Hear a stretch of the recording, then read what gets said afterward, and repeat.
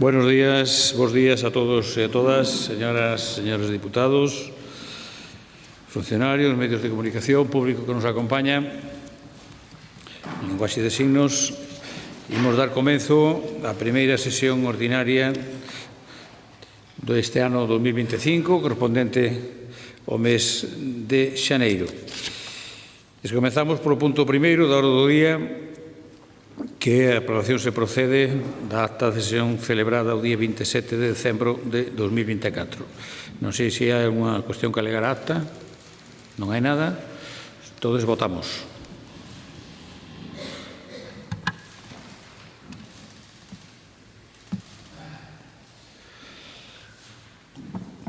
Votos emitidos 24, porque hai un deputado do Partido Popular que ahora xa está, non? Xa está todo, xa está todo. Votos emitidos 25, a favor 25, non hai votos en contra nin abstencións, por tanto, aprobada por unanimidade. Ben, decirles un aviso antes de empezar no orden do día,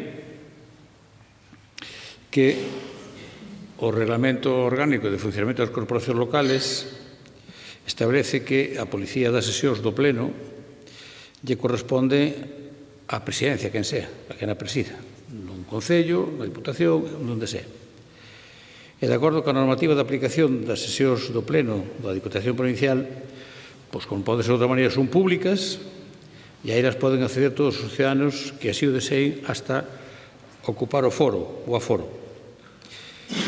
O acceso ás sesións plenarias por parte do público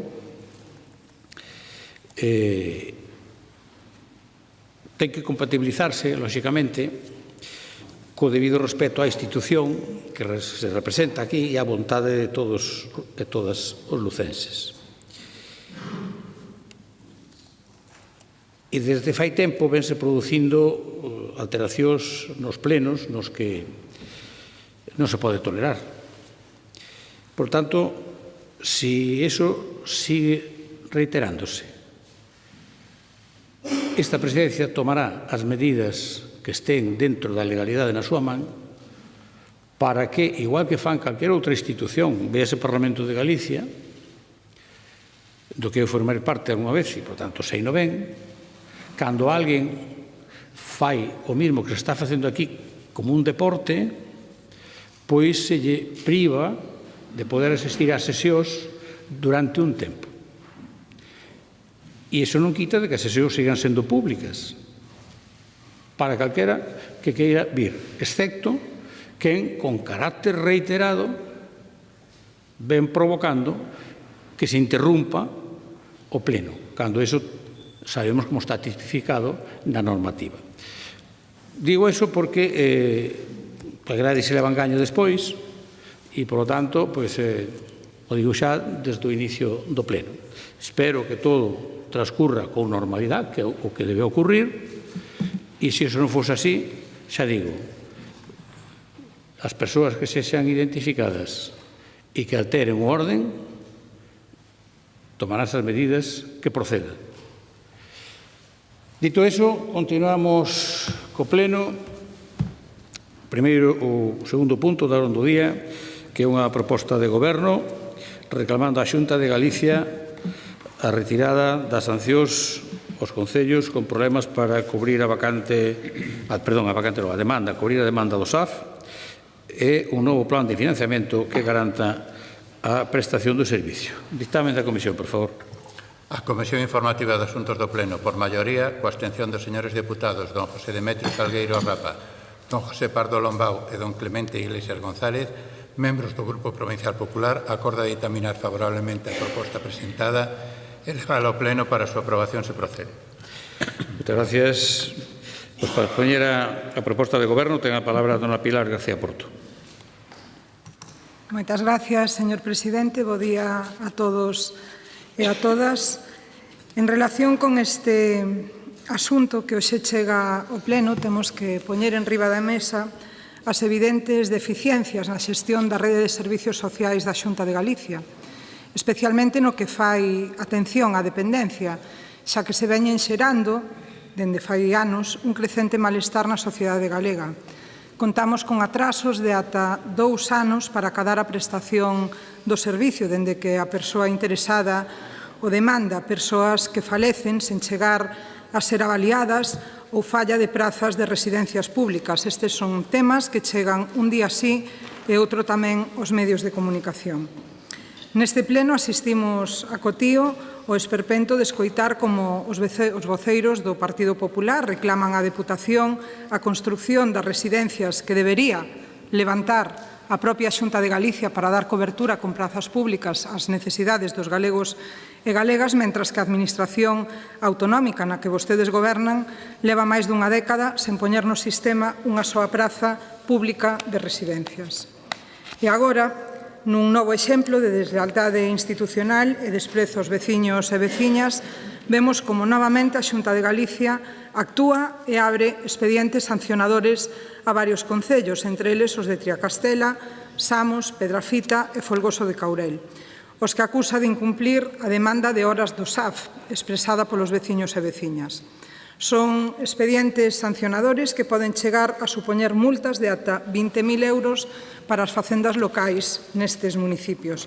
Cantidade que, claro está, sae do peto de todos os veciños e veciñas aos que se perxudica por partida doble, porque mentras se paguen estas sancións, evidentemente, os concellos deixarán de contar con eses cartos para facer outras actuacións. Que a Xunta de Galicia non asuma as súas competencias en política social é un dos factores que está empeorando de xeito claro a calidade de vida dos milleiros de galegos e galegas, dos dependentes non atendidos e tamén das súas familias. Que ademais pretenda sancionar a pequenos concellos en relación coa prestación do SAF cando a achega económica da Xunta de Galicia está moi por debaixo do prezo real deste servicio e cando tivo máis dunha década conxelado o Fondo de Cooperación Local é unha burla inadmisible. A atención á dependencia é un dereito universal recoñecido pola Lei 39/2006 de 14 de decembro e cumpre que a Administración autonómica asuma a súa obriga de financiar o sistema tal e como indica o artigo 32 desa lei.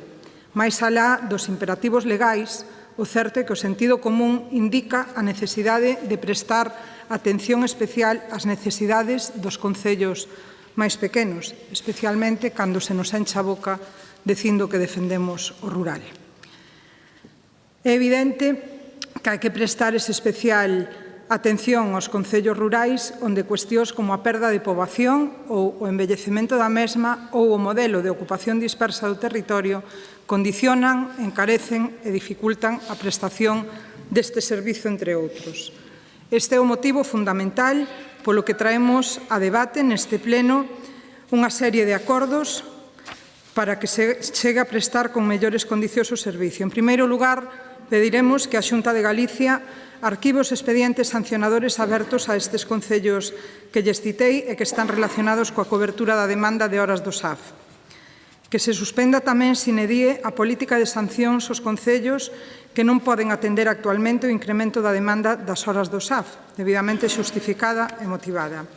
Que se abra un proceso de análise e negociación coa FEGAN para modificar o financiamento do SAF tendo en conta as demandas dos concellos, especialmente a necesidade de incrementar o prezo por hora pagado pola Xunta, pasando de 12 a 20 euros, incrementar os servizos de valoración da dependencia para reducir as listas de espera e analizar o envellecemento e perda de poboación dos concellos do rural para desenvolver medidas específicas que permitan contar con personal cualificado para desenvolver este servizo. Dende logo, dende o socialismo lucense non estamos dispostos a permitir e a seguir asumindo que a Xunta de Galicia faga caixa coas axudas do Estado destinadas a este fin, que as utilizou para cubrir o que xa tiñan que facer con fondos propios e deixou sin executar os fondos propios da Xunta de Galicia. Eso chámase trilería. Eso é un motivo para sentir vergonza da gestión por facer caixa e non dar ás persoas o que precisan. Moitas gracias, señora Porto. Por o Grupo Popular, ten a palabra don Francisco Balado. Bon día a todos e todas, presidente, deputados e deputadas e demais persoas que nos acompañan. Bueno, ante este exemplo de moción ilegal, que é como poderíamos definir. Temos que anunciarlles o noso voto desfavorable. Non podemos votar a favor desta moción por varios motivos. Piden vostedes que votemos a favor da retirada dos expedientes sancionadores incoados por unha administración a varios concellos polo seu incumprimento do SAF, neste caso a Xunta de Galicia. Isto, sen dúbida, aparte de ser unha petición sorprendente, é unha petición totalmente ilegal, porque, miren, a apertura destes expedientes non foi debida a un mero capricho ou a mera vontade política. Isto foi debido a un incumprimento e ao resultado da labor de inspección da Administración que os incoou, que neste caso é a Xunta de Galicia, e que ten que velar para que os concellos cumpran coas súas obrigas. Señora García Porto, eu teño que dicirlle, en nome do noso grupo, que isto é unha forma trapalleira de vir facer política ao pleno desta institución. O que pasa que, bueno, vindo de quen ven, non cabe esperar outra cousa. Eu non quero pensar que esta moción evidencie a forma de proceder que teñen nesta institución, porque tal e como manifestan, dá a sensación de que unha administración pode incoar expedientes sancionadores pola mera vontade política, polo mero interés e, aínda, o que é peor, pode dictar orden de arquivo pola mera decisión política, como vostede pretende cando trae esta moción ao pleno, anunciando o que é un exemplo do que non se debe facer, que son chanchullos, amaños e demais arbitrariedades. Como vai a Xunta de Galicia ou calquera outra administración arquivar expedientes de alguén que non cumpre a normativa? Como se pode pedir que non se cumpra a lei? Iso funcionará noutro sistema político. Eu que lle pido que se poña vostede no lugar de calquera outra administración. Vostede está falando non en nome propio, senón en nome dunha institución democrática como é a Deputación Provincial, que tamén pode incoar expedientes sancionadores directamente ou a través de algunha das áreas. Imagine vostede que o noso grupo ven aquí a pedir que se arquiven expedientes sancionadores incoados pola área de vías e obras. Que clase de petición sería? Usted seguramente nos respondería o mesmo que lle estamos respondendo nosotros. De feito, hai que dicir que eses concellos aos que se refiren vostedes incluso desatenderon os requirimentos da Administración Autonómica. Cando un concello se lle incoa un expediente sancionador, ten que utilizar as armas que en dereito hai que utilizar. Frente a un acordo de incoación pode formular alegacións, frente á proposta de resolución pode formular alegacións, frente á resolución pode formular recurso de alzada, e ainda lle queda despois, frente á desestimación do recurso de alzada, acudir ao contencioso administrativo. Polo tanto, as armas ou os instrumentos que calquera administrado ou calquera administración frente a que se incoen expedientes sancionadores pode utilizar son as que establece a Lei de Procedimento Administrativo, neste caso, e son as que vostede debería plasmar na súa moción e non vir aquí a pedir este tipo de amaño ou este tipo de acordos, porque, bueno, eu o que lle teño que dicir no nome do noso grupo é que, de momento, na Xunta de Galicia, aínda que non o crean, son algo máis rigurosos que vostedes. Dende logo, eu diría que bastante máis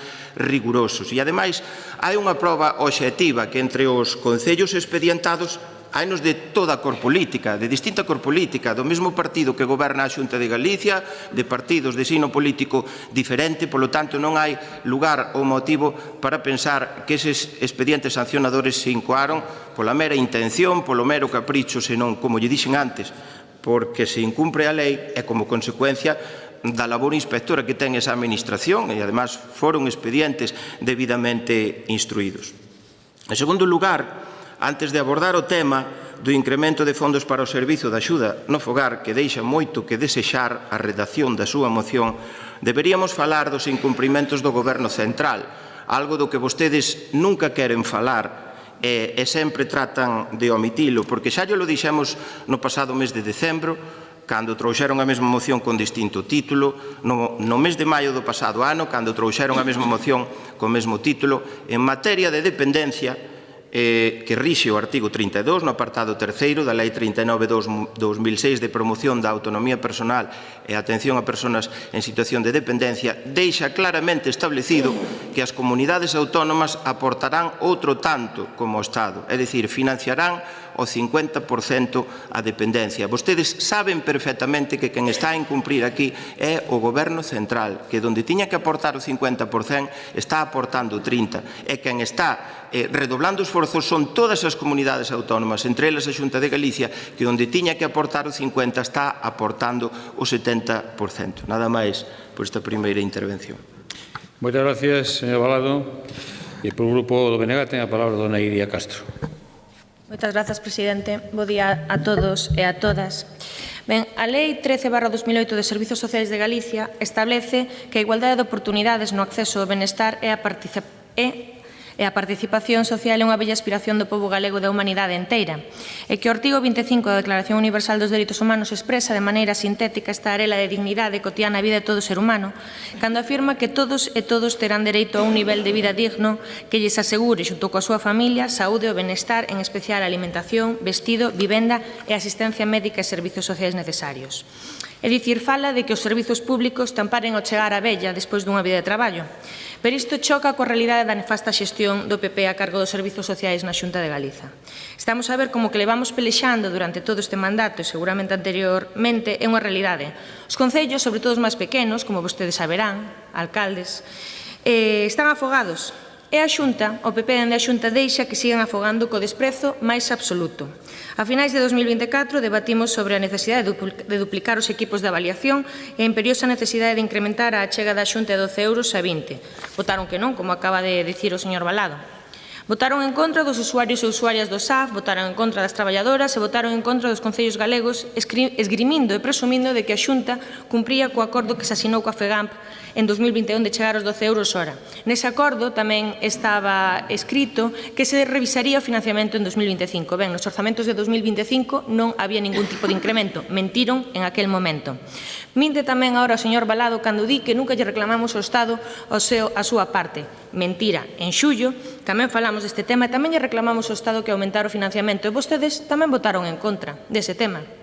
Di o señor Balado que a Xunta de Galiza aporta o 70% do financiamento e o Estado aporta un 30%. Mentira de novo, porque senón non sairían as cantidades que saen dos orzamentos de todos os concellos. Se fora así, estaría pagando o 100% entre a Xunta e o Estado. E os concellos non terían o problema de financiamento que teñen. Así que o señor Balado, eu creo que debería desdecirse, porque vostede, como alcalde, sabe o que sale das súas contas todos os anos para o SAF. Durante todo o 2024 falamos de que a estabilidade económica dos concellos estaba no límite e chegou o día en que se cumpriu. E houve varios concellos, como acabamos de falar, que non puderon cumprir coas súas obrigas por infrafinanciamento, que é a orixe de todas as multas impostas aos 4 concellos lucenses que a sufriron. Expedientes sancionadores que algúns concellos xa pagaron e que saen dos petos e dos veciños e das veciñas. Parece unha broma, pero en realidade é unha burla que se multa concellos por non poder atender a usuarias do SAF, como o caso de Folgoso do Courel, ou por non ter o número de traballadoras sociais que lle correspondería por ratio, como é o caso de Samos. Estou segura de que lle sona Folgoso do Courel, 998 habitantes, unha gran dispersión territorial, un derrubamento na LU 651 en 2020 que aínda a día de hoxe non se solucionaron, unha alternativa de acceso que ten un 15% de desnivel. Nos últimos 2 anos tamén se manifestaron porque os deixaron sen médicos en ambos centros médicos e dende a Consellería acaban de remitir esta sanción. Non sei se dende a Consellería ou vostedes mesmos son conscientes, en primeiro lugar, do que supón vivir e traballar no Courel. Estamos falando dunha hora e 24 minutos para facer 45 kilómetros, dende Pedrafita ata o Froxán. Como se vai atopar xente suficiente para atender a poboación envellecida non só en Folgoso, senón en todo o mundo? Polo menos hai que ter os medios suficientes para que as traballadoras lles mereza a pena ir a traballar. Pero a solución non son as sancións, e iso non o digo eu.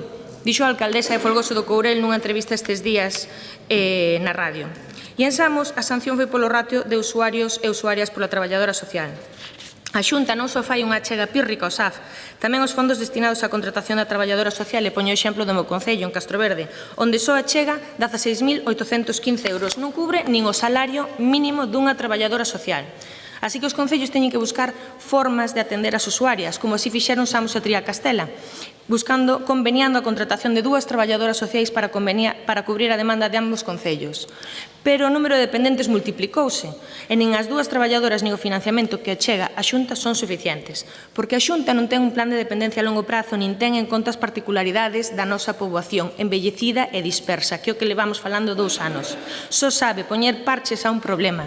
E o que hai que facer é buscarlle solución e aumentar o financiamento. Grazas. Moitas gracias, dona Iria. Segundo turno, señora Porto.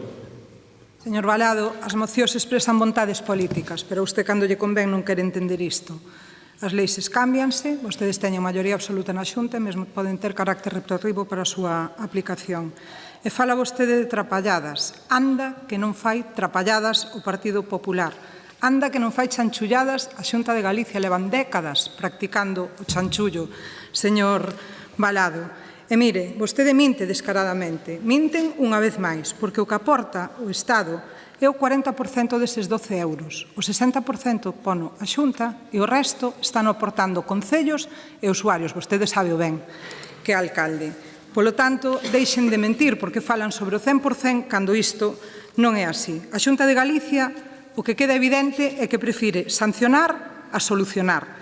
Non ten en conta a dispersión xeográfica e a despoboación do rural galego e, evidentemente, da nosa provincia. Estas dificultades para prestar os servicios, vostedes son moitos alcaldes, a dificultade é evidente dende fai anos. Eu fagolles algunhas preguntas. Por que non quere ter en conta a Xunta de Galicia, o Partido Popular, o envellecemento da poboación e a elevada porcentaxe de poboación maior nos concellos rurais á hora de deseñar un sistema autonómico de dependencia? Como é posible que a Xunta de Galicia, que acumula cos concellos unha débeda de 600 millóns de euros pola prestación local de competencias impropias, teña a desvergoña de abrir expedientes sancionadores relacionados coa prestación da dependencia? Como é posible que o Partido Popular, que tanto se apoia no neoliberalismo, nas solucións do mercado, non quere ter en conta o que di o mercado, é dicir, que o precio por hora da prestación do SAF se sitúa en torno aos 25 euros? Por que a Xunta de Galicia non atende ás demandas da sociedade da FEGAN e incrementa o prezo por hora dos 12 euros actuais ata os 20, así como incrementa os equipos de valoración e de dependencia para reducir esas listas de espera actuais que son vergoñentas, señor Valado, porque se tarda ata 24 meses, é dicir, 2 anos, en percibir o servicio desde o momento da súa solicitude. Por que o Partido Popular non quere actuar sobre todo isto se se coñecen as dificultades dende fai anos? Na actualidade, a Xunta tarda de media 9 meses, 271 días en facer unha valoración, a pesar das promesas reiteradas de Rueda e de antes de Rueda. En que quedan esas promesas valeiras que vostedes fixeron? Logo tardan 2 meses máis en elaborar o plan individualizado de atención, que recolle a carteira de servicios individual para cada persoa. E logo 13 meses máis en poñer en marcha o servicio. É dicir, que desde que se lles comeza hasta que empeza, tarda todo ese plazo que eu lles dicía. En Galicia, tárdase unha media de 718 días en recibir o servicio dende o momento da súa solicitude. Coñecemos o problema, póñanlle solución, que están gobernando na Xunta. Gracias. Gracias, señora Porto. Segundo turno, señor Valado. Bueno, pouco máis temos que dicir nesta cuestión, pero sí que nos sorprende o argumentario que utilizan por vía de réplica a señora Castro e a señora García Porto. Mire, señora Castro, nós non votamos en contra dos dereitos, votamos en contra da manipulación e da mentira. O BNG acabamos de ver que busca e rebusca artigos, busca e rebusca normas, todo elo con tal de negar a participación do Estado na dependencia. Vostedes, no ano 2019, no acordo de investidura ao señor Sánchez, levaban como unha das propostas de acordo daquel magnífico acordo que o goberno financiase co 50%, ainda está colgado en internet, que financiase no 50% a dependencia xunto coa comunidade autónoma, coa Xunta de Galicia. Vemos que desde aquel acordo nunca máis volveron a invocar este dereito. Di vostede que o invocou no pleno pasado. Non hai ningunha sola proposta de acordo de mocións presentadas no BNG nesta institución nos últimos tempos na que se diga expresamente e que se lle exixa ao goberno que cumpla e que aporte o 50% coa comunidade autónoma. Sempre están a negar a participación do Estado nos últimos tempos. Xa digo, non sabemos por qué.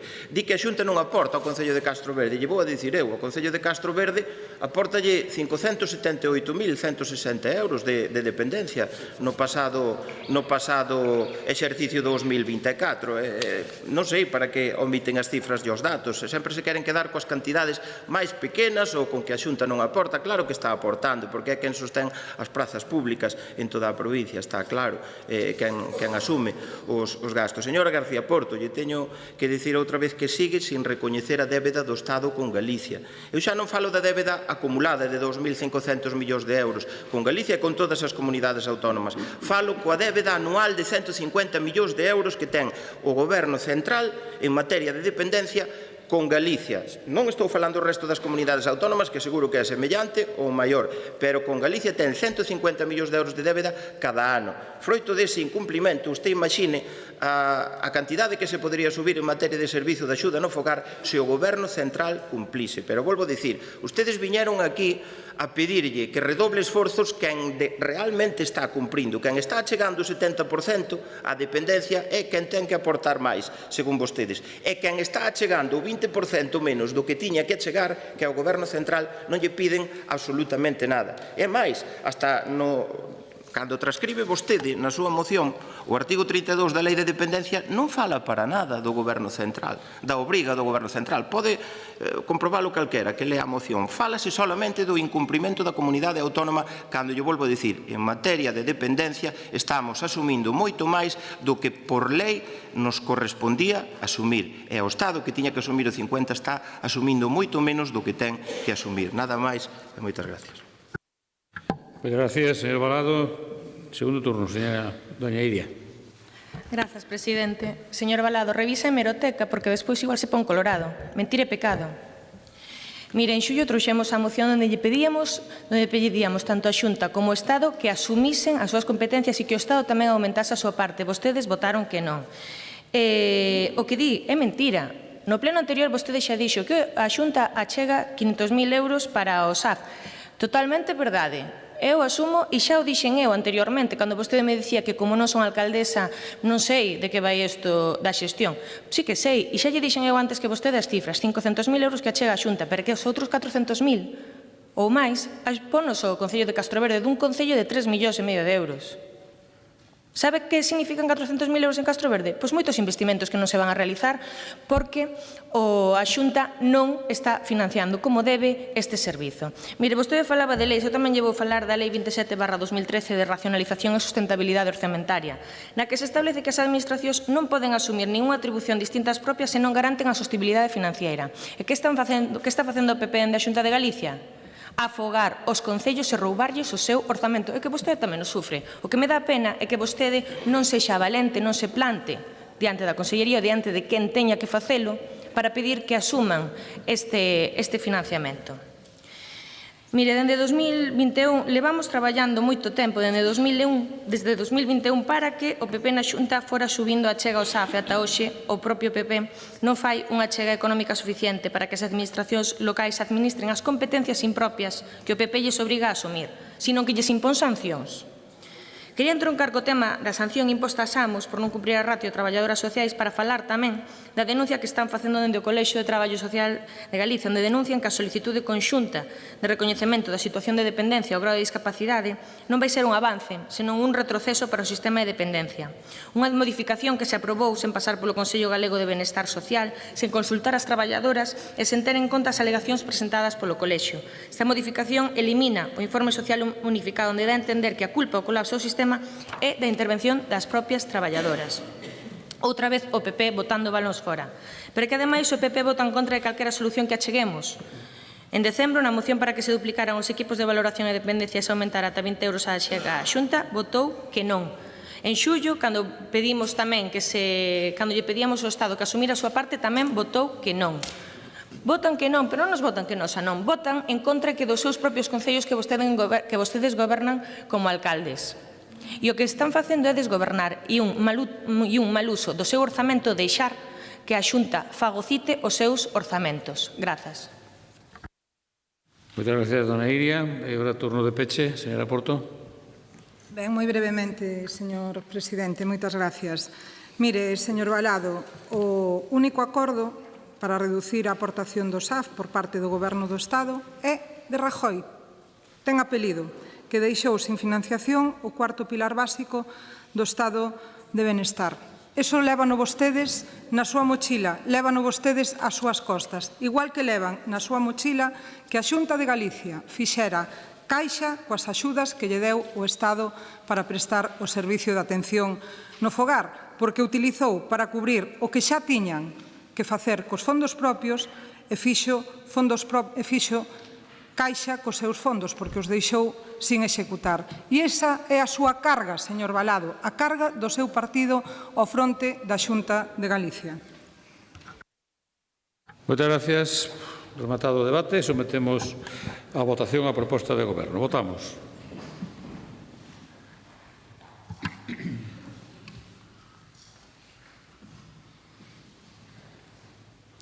Votos emitidos 25, a favor 13, en contra 12, non hai abstencións.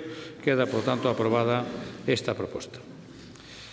Pasamos ao terceiro punto da orde do día, con a moción do Grupo Provincial Socialista reclamando á Xunta de Galicia a reparación da estrada LU 651, que para aqueles que non sepan onde queda é a estrada do Caurel, e un plan integral de mellora para as vías de titularidade autonómica na provincia de Lugo. Dictamen da Comisión, por favor. A Comisión Informativa de Asuntos de Pleno, por maioría, coa abstención dos señores diputados don José Demetrio Salgueiro Rapa, don José Pardo Lombao e don Clemente Iglesias González, membros do Grupo Provincial Popular, acorda ditaminar favorablemente a moción presentada e levala ao Pleno para a súa aprobación se procede. Muchas gracias, señor secretario. Para expoñer a iniciativa, ten a palabra a señora Porto. Gracias de novo, señor presidente. Aló polo 21 de marzo de 2022, un luns, 21 de marzo de 2022, afundía en Folgoso de Caurel 200 metros da estrada LU 651. Isto sucedía por mor dun corremento de terras. Nada facía pensar naquel momento que un incidente aparentemente sinxelo de resolver tornaría nun símbolo absoluto da falla de compromiso da Administración da Xunta de Galicia coas infraestructuras da provincia de Lugo e coa súa población rural. 2 anos e 10 meses despois, veciños e veciñas continúan sin superar a conexión viaria e os vehículos deben transitar por un desvío provisional cun 15% dependente que vai camiño de converterse en permanente. Pasaron 34 meses, transcurriron 34 meses desde marzo de 2022 e a ustedes, os populares lucenses e a propia Xunta de Galicia, encheuselles a boca exixindo rapidez comparándoa na reparación do afundido viaducto do Castro, un viaducto levantado, por certo, por un goberno do Partido Popular e reparado xa, por certo, polo actual executivo de Pedro Sánchez, ese que a vostedes non lles gusta, porque no tempo no que unha administración socialista recupera quilómetros de pontes e autovías, unha administración popular ao fronte da Xunta de Galicia non é quen de reconstruir ningún só metro na estrada en Folgoso. Pasaron case 3 anos e vostedes, os populares lucenses, non deixaron de denunciar de xeito reiterado e suposto o mal estado e falla de investimento na rede provincial de estradas. Reclamaron en moitos casos obras que xa estaban licitadas ou en marcha, sempre vindo por detrás, e calando ante o esforzo orzamentario que se ven incrementando dende a Diputación de Lugo nun 42% ata acadar 27 millóns de euros de fondos propios adicados á rede viaria provincial. Vostedes fan un exercicio de funambulismo político e o PP desta provincia, do que vostedes son responsables, fixo equilibrios para criticar o Goberno de Estado e a Deputación de Lugo sen mencionar o abandono da estrada do Folgoso do Caurel. Mentras que o Goberno do Estado e Deputación de Lugo apostábamos pola mobilidade con feitos, con investimentos e prazos cumpridos, a mensaxe que a Xunta lle lanza aos veciños do rural é que se teñen a mala sorte de quedar sin unha estrada, pois poden preparar para quedar incomunicados o tempo que a Administración autonómica considere oportuno, porque non teñen interés en arranxala. No caso que nos trae a LU 651, a Xunta tardou 44 días en preparar un trazado alternativo. 44 días en preparar un trazado alternativo. Imagínense eso se o fixeran outros gobernos. E logo, de case 3 anos de desatención, os veciños, o pasado día 17, anunciaban os actos de expropiación, repito, para poder recuperar a estrada. Está claro que a celeridade, a dilixencia e a vontade que os populares lle reclaman aos demais non o aplican a vostedes mesmos. O acceso a infraestructuras de calidade non é só un dereito dos veciños e veciñas desta provincia, senón que é unha ferramenta indispensable para frear o despoboamento no rural, para fomentar a cohesión interterritorial e para impulsar o desenvolvemento económico. E, por suposto, todos e todas temos os mesmos dereitos con independencia de onde nacemos ou de onde escollemos vivir. Por iso, sometemos para o seu debate unha serie de acordos, neste caso 2, que nos levan a instar á Xunta de Galicia que se repare a estrada LU 651 tanto no que fai a reparación do tramo afundido no 2022 en Folgoso do Courel como no conxunto de deficiencias que se detectan no seu trazado. E tamén a elaboración dun plan integral de mellora das vías de titularidade autonómica na provincia de Lugo para evitar situacións semellantes. Miren, vostedes saben perfectamente que a estrada de Quiroga a Folgoso ven da época de Emilio Pérez Touriño. A de Seoane do Caurel, a de Seoane a Caurel, 16 anos, dende o 2009 ao 2025, e non conta con un só metro rematado polo que podan circular os veciños e veciñas. E, mentras tanto, uns dábamos exemplo na Xunta de Galicia de acción, vostedes dan exemplo de inacción e falta de compromiso. Durante todo ese tempo, a Deputación de Lugo fixo os seus deberes e ten rematada a estrada entre Pedrafita e o Caurel. Moitas gracias. Moitas gracias, señora Porto. Por o Grupo do BNG ten agora a palabra don Daniel García. Bo día a todas e todos. Cando en marzo de 2022 fai case 3 anos se derrumbou parte da estrada LU 651, entrada principal ao Concello de Folgoso do Caurel desde Quiroga, deixándoa impracticable, ningún de nós sospeitaba a odisea a que a xestión do goberno do PP ao fronte ia someter a veciñanza da comarca do Caurel. O rural e a montaña lucense vense abandonadas ata o perigo para as persoas e o propio territorio. Só o azar e a sorte puido evitar un drama humano na principal estrada do Caurel, polo que pasan dende as criaturas para a escola ata os traballadores da propia canteira. A única alternativa a esta vía, se non se quere dar un enorme rodeo, é o desvío entre Videllón e Valdomir pola Campa, estrada cunha anchura apenas apta para o paso dun vehículo utilitario. Este derrumbe provocou tamén o illamento do Concello por vía telemática, dado que se interromperon as comunicacións por fibra óptica, con todo o que iso significa a día de hoxe. Dende o Grupo Provincial do BNG consideramos esta situación unha auténtica falta de respeto coa veciñanza do Caurel.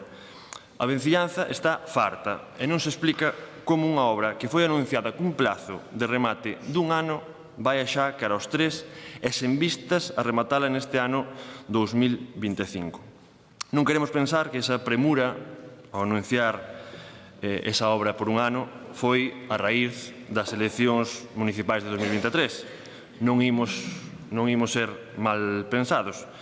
E esperamos que antes do 2027 este finalizada en condicións esta importante obra.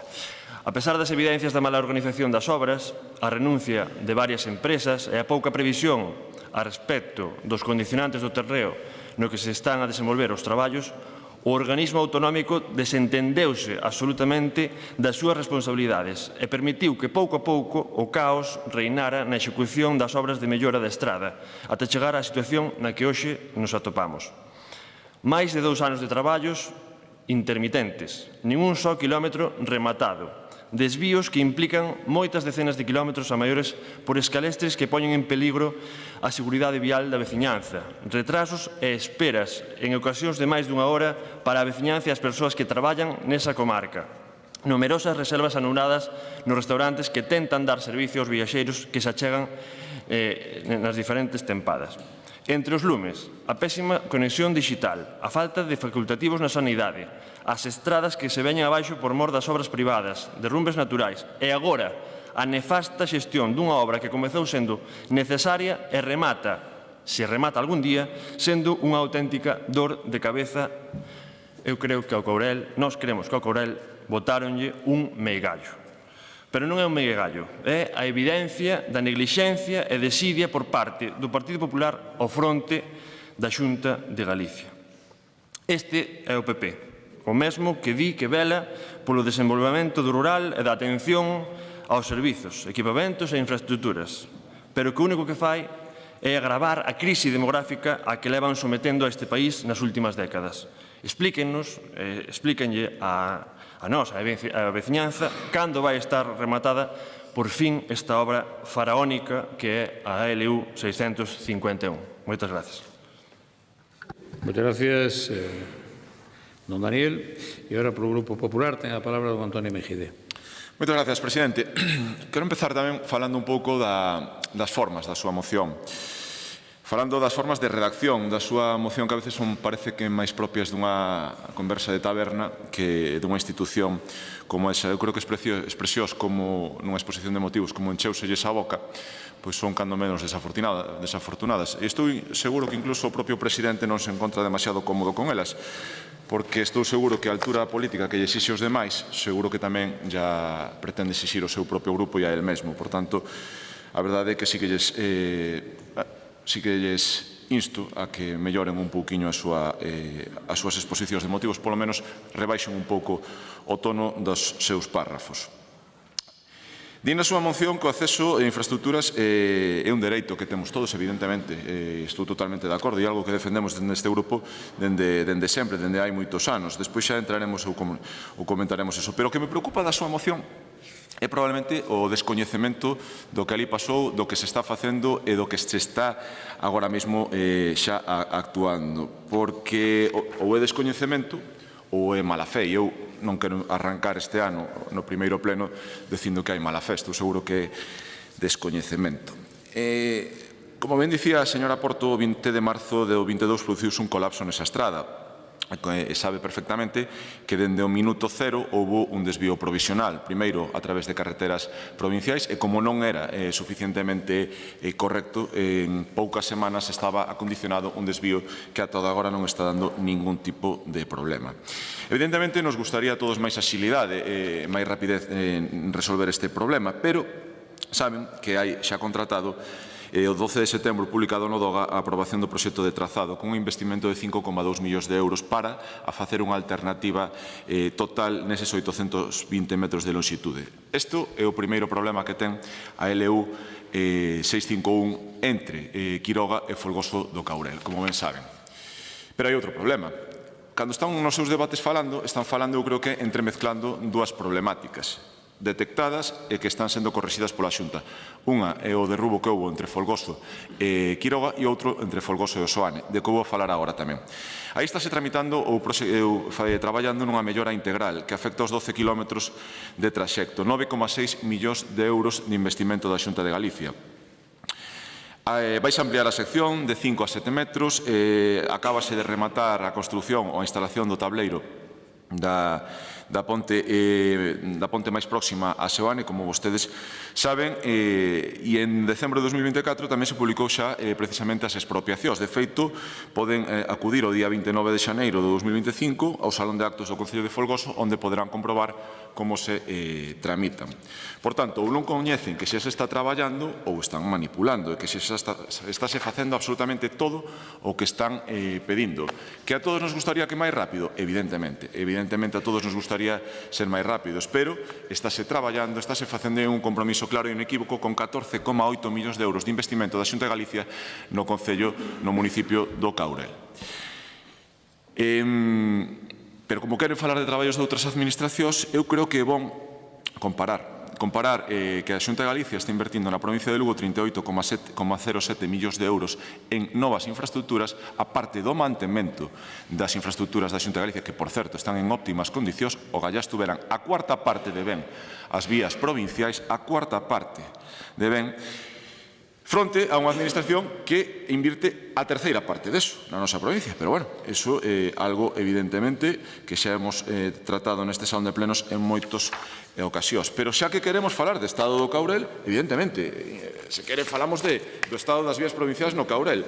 Oigan, e podemos ir a LUP 5601 en Paderne, onde está caendo literalmente esa vía provincial, avisou a alcaldesa en numerosas ocasións, falamos en reiteradas ocasións tamén desde o grupo, e aquí sigue caendo sen dar ningún tipo de solución.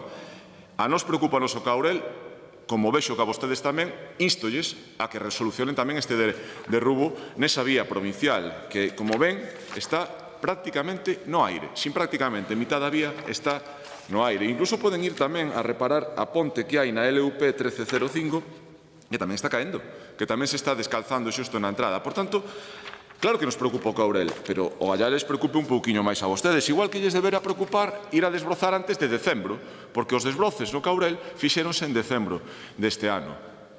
Poden ir a comprobalo. Ou, se queren, incluso poden ir a mañar os baches de todas esas vías. O Gallá lles preocupase tanto como decían. Pero, como digo, na Xunta de Galicia hai preocupación e estáse traballando, e non se preocupen, que máis pronto que tarde estará solucionado. Muchas gracias, señora Mejide. Segundo turno, doña Pilar.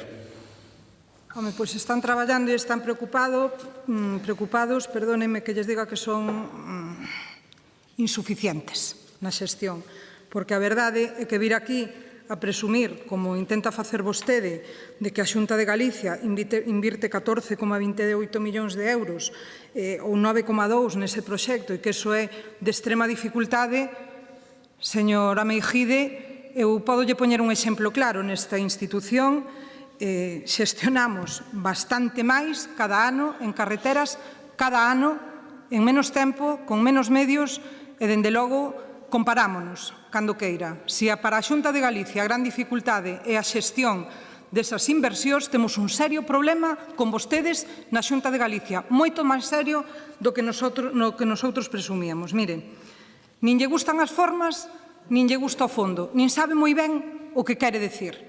Aquí o que está claro é que hai un problema evidente. Os veciños e veciñas do Caurel están desasistidos completamente desasistidos. E deu vostede hoxe máis información da que deu a Xunta de Galicia durante todos estes anos, señora Meijide.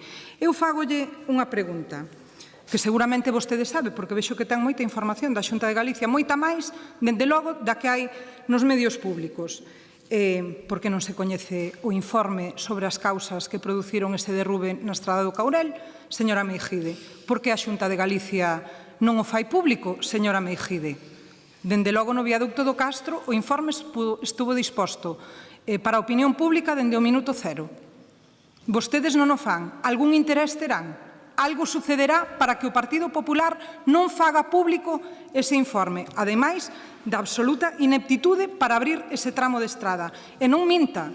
Non diga vostede que ao día seguinte había un trazado alternativo, porque non o había. E non minta novamente e non diga que non hai hoxe ninguna dificultade, porque sí que hai. Porque os nenos siguen indo por esa estrada con enormes dificultades para asistir ao cole, porque os autobuses, os medios de comunicación, os medios de transporte non poden pasar. E se cruzan dous coches, un ten que dar marcha atrás por unha pendiente de máis dun 13% de inclinación. Señora Meijide, é indefendible a xestión que fan vostedes, neste caso, dende a Xunta de Galicia, señora Meijide. Vostede, entendo que ten un papel complicado, ten que vir aquí, sacarlle as cartañas do lume ao Partido Popular, pero o certo é que sucedeu no Caurel, pero podería suceder en calquera outro lugar. Seguirían sin facelo e vostede seguiría defendendo aquí. Non lles importa o rural, non lles importa a nosa provincia, non lles importan as necesidades dos veciños e veciñas que día a día teñen que convivir con todas estas dificultades. Interésalles defender un modelo de xestión que non é válido para os galegos e galegas, señora Meijide, por interés partidista. Moitas gracias, señora Porto. Don Daniel, segundo turno. Ben, o pasado 17 de setembro, unha furgoneta atascada polo mal estado do desvío obligou a cortar temporalmente ese desvío que empregaba o transporte escolar. Anteriormente, un vehículo que transportaba a casa 6 escolares sufriu unha rotura de neumáticos no mesmo punto no que quedou atascada dita furgoneta. Vaya boa solución ese desvío, sí, señor. Ante esas situacións de perigo para a veciñanza e as crianzas, denunciamos no Pleno do Parlamento de Galicia e trasladamos as demandas das nais e pais do Colexio Poeta Uxío Novoneira. No mes de xuño, a conselleira de Infraestructuras, María Martínez Allegue, que na súa resposta asegurou entón que o obxectivo era restablecer o tráfico da LU 651 antes do inicio do curso e ter toda a obra rematada para o outono. Palabras textuais e incumprimento manifesto. Incumprimento que volta a poñer en evidencia o desprezo á poboación do Courel, os cales parecen non ter límites. Que a Xunta de Galicia permita que isto aconteza durante máis de 2 anos xa pasa de indignante. Por iso votaremos a favor da moción para demandar que o Goberno galego arranxe a LU 651 canto antes e que, ademais, se realice un plan integral de mellora das vías de titularidade autonómica na provincia de Lugo. A situación das infraestructuras de comunicación de titularidade da Xunta de Galicia en todas as comarcas que conforman a provincia de Lugo, dende logo, é moi mellorable. Os lucenses son conscientes e coñecedores da realidade da nosa provincia. Non hai máis que remitirse a mocións anteriores trasladadas a este mesmo pleno, como o caso do corredor que debería unir San Cibrao con Ferrol para ofrecer un servicio integral a toda a Mariña. É triste ter que tirar de hemeroteca de novo para recordar aquel anuncio do ano 2009. Agustín Hernández se compromete a finalizar el corredor antes del 2017. A ese ritmo de 15 kilómetros en 15 anos, un ritmo frenético, tardaría aproximadamente 90 anos en rematarse. 1 kilómetro por ano, ou seja, aló para o próximo século XXII. A nosa pregunta é: van seguir o mesmo ritmo frenético na LU 651? Recórdolles que as obras anunciadas son de 12 kilómetros e xa van mal de tempo. Non den clases de xestión, de organización e de planificación a ninguén. Ben farían en tomar nota e aplicarse para unha optimización e xestión do gasto público comprometido e non se quede en papel mollado e desesperación e abandono da veciñanza da provincia de Lugo, en especial das zonas do rural. Moitas grazas. Moitas gracias, don Daniel. Segundo turno, señora Mejide. O que lles decía antes, e manteño, é que non coñecen moi ben a problemática real do que ali está pasando. Están mezclando puntos.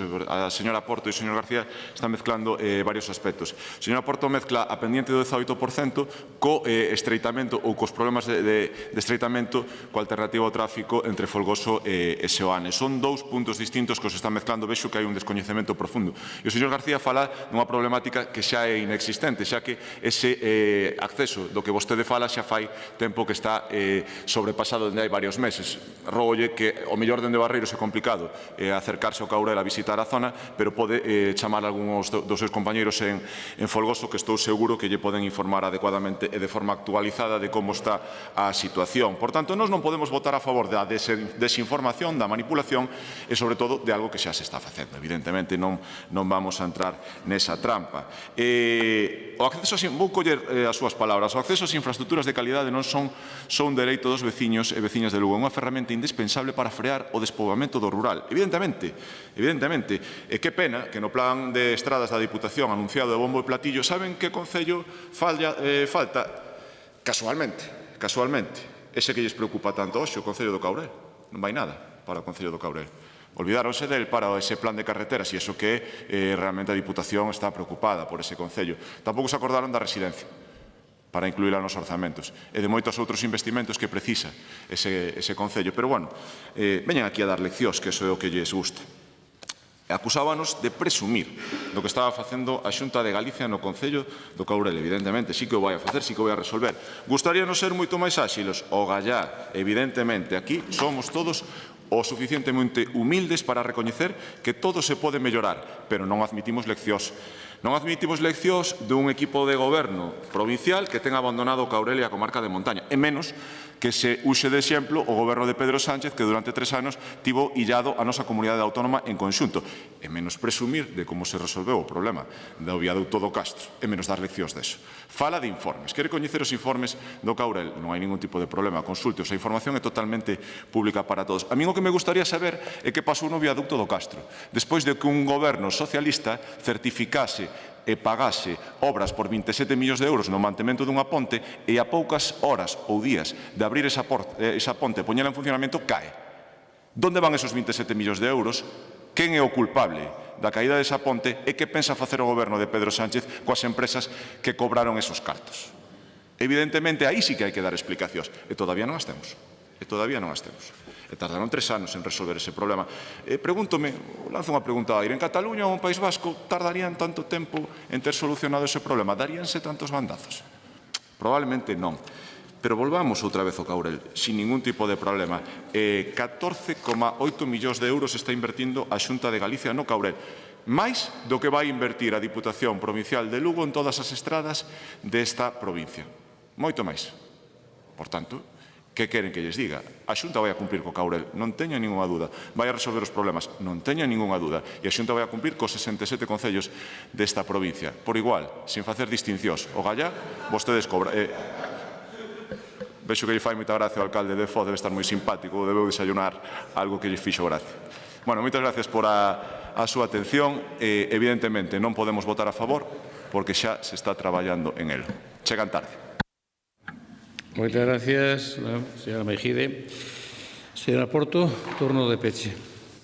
Isto de mezclar, señora Mejide, unha especialidade, Cataluña, País Vasco, Viaducto do Castro, intentar responsabilizar o goberno de Pedro Sánchez cando o viaducto do Castro se executou durante un goberno no Estado do Partido Popular. Se alguén ten que dar resposta, en todo caso, será o Partido Popular e os responsables naquel momento. Mire, nós non mezclamos nada. Vostede intentou encher eses minutos que lle tocaban, pero nós non lle mezclamos nada e somos perfectamente coñecedores da situación de abandono que sufre o Caurel dende fai anos por parte da Xunta de Galicia, senón que lle pregunten directamente ás persoas que viven ali, a ver que lles contestan. O igual que moitas persoas que vivimos no rural e que nos sentimos absolutamente abandonadas pola falta de prestación de servicios públicos por parte da Xunta de Galicia e pola falta de compromiso. Mire, a Xunta de Galicia, remato xa, ten 14.000 millóns de euros dos que presume nos seus orzamentos e presume de liberar o 0,28% para actuar en novas obras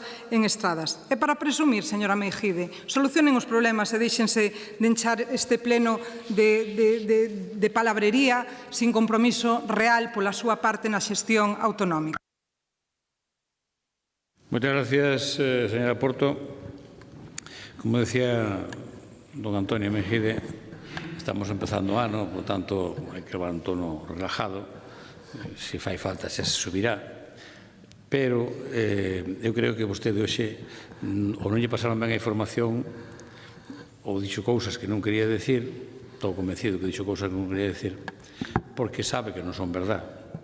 Porque os datos, claro, comparar un presuposto, como acaba de decir a compañera, de 14.000 millóns, faltanlle 4, 13.996, 14.000 millóns frente a 130, incluindo aí o dos bombeiros, pois, home, parece un poquinho raro esa comparación, non?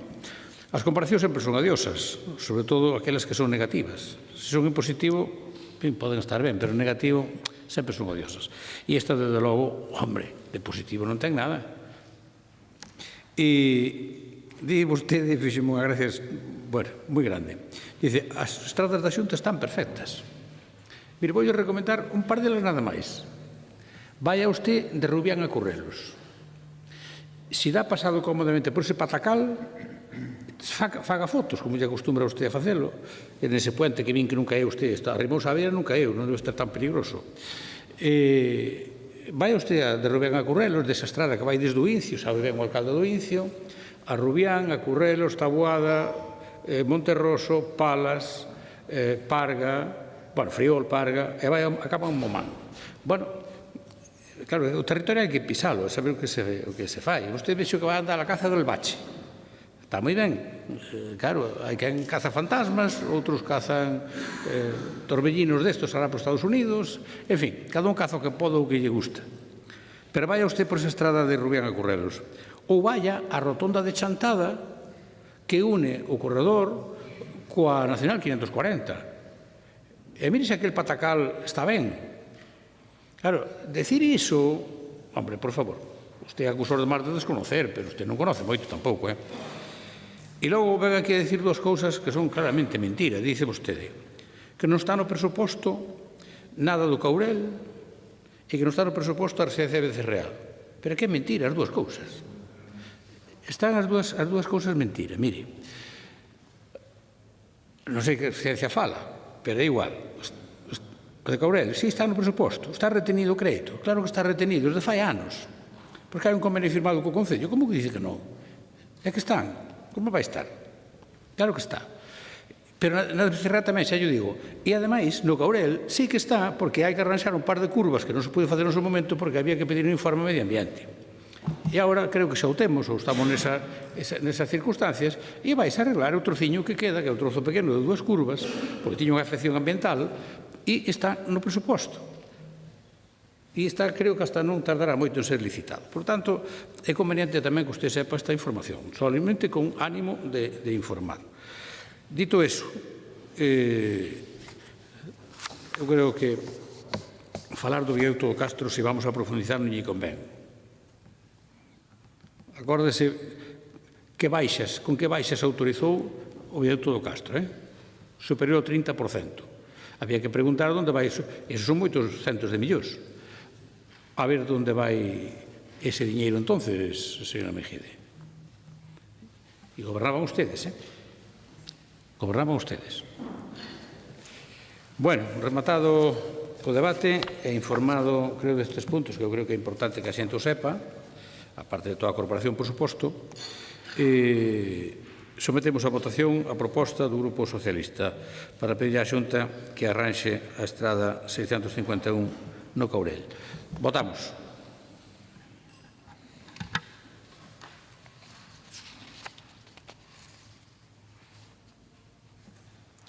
Votos emitidos 25, a favor 13, en contra 12, non hai abstencións, queda, por tanto, aprobada esta proposta do Grupo Socialista.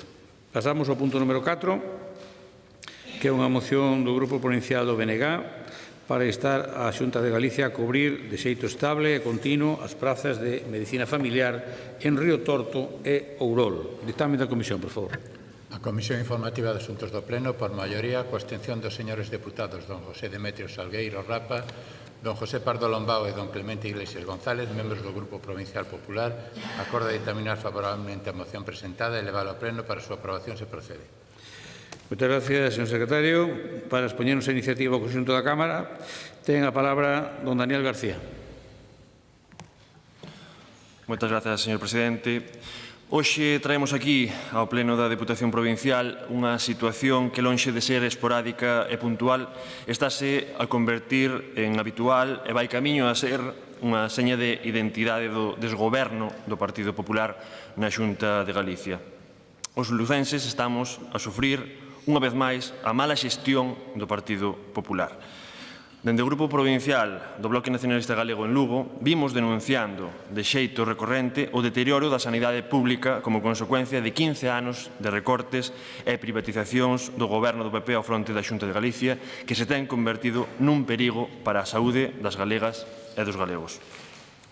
O goberno do PP ignorou premeditadamente a súa responsabilidade de planificar e organizar o bo funcionamento do sistema público de saúde, tanto no que se refire á correcta dotación de persoal, á mellora da atención primaria e á dotación do financiamento que permita á Consellería de Sanidade dispor dos medios necesarios para garantir o dereito á sanidade pública, á saúde pública, gratuíta e universal da poboación. O Partido Popular converteu en norma a precariedade laboral e o sobreesforzo permanente do persoal sanitario, convertendo en habitual prácticas como a prolongación da xornada, a non cobertura das baixas do persoal ou a sustitución por vacacións. Un maltrato permanente que inflúe negativamente tanto na saúde dos profesionais da sanidade pública como na calidade asistencial que recibe a cidadanía.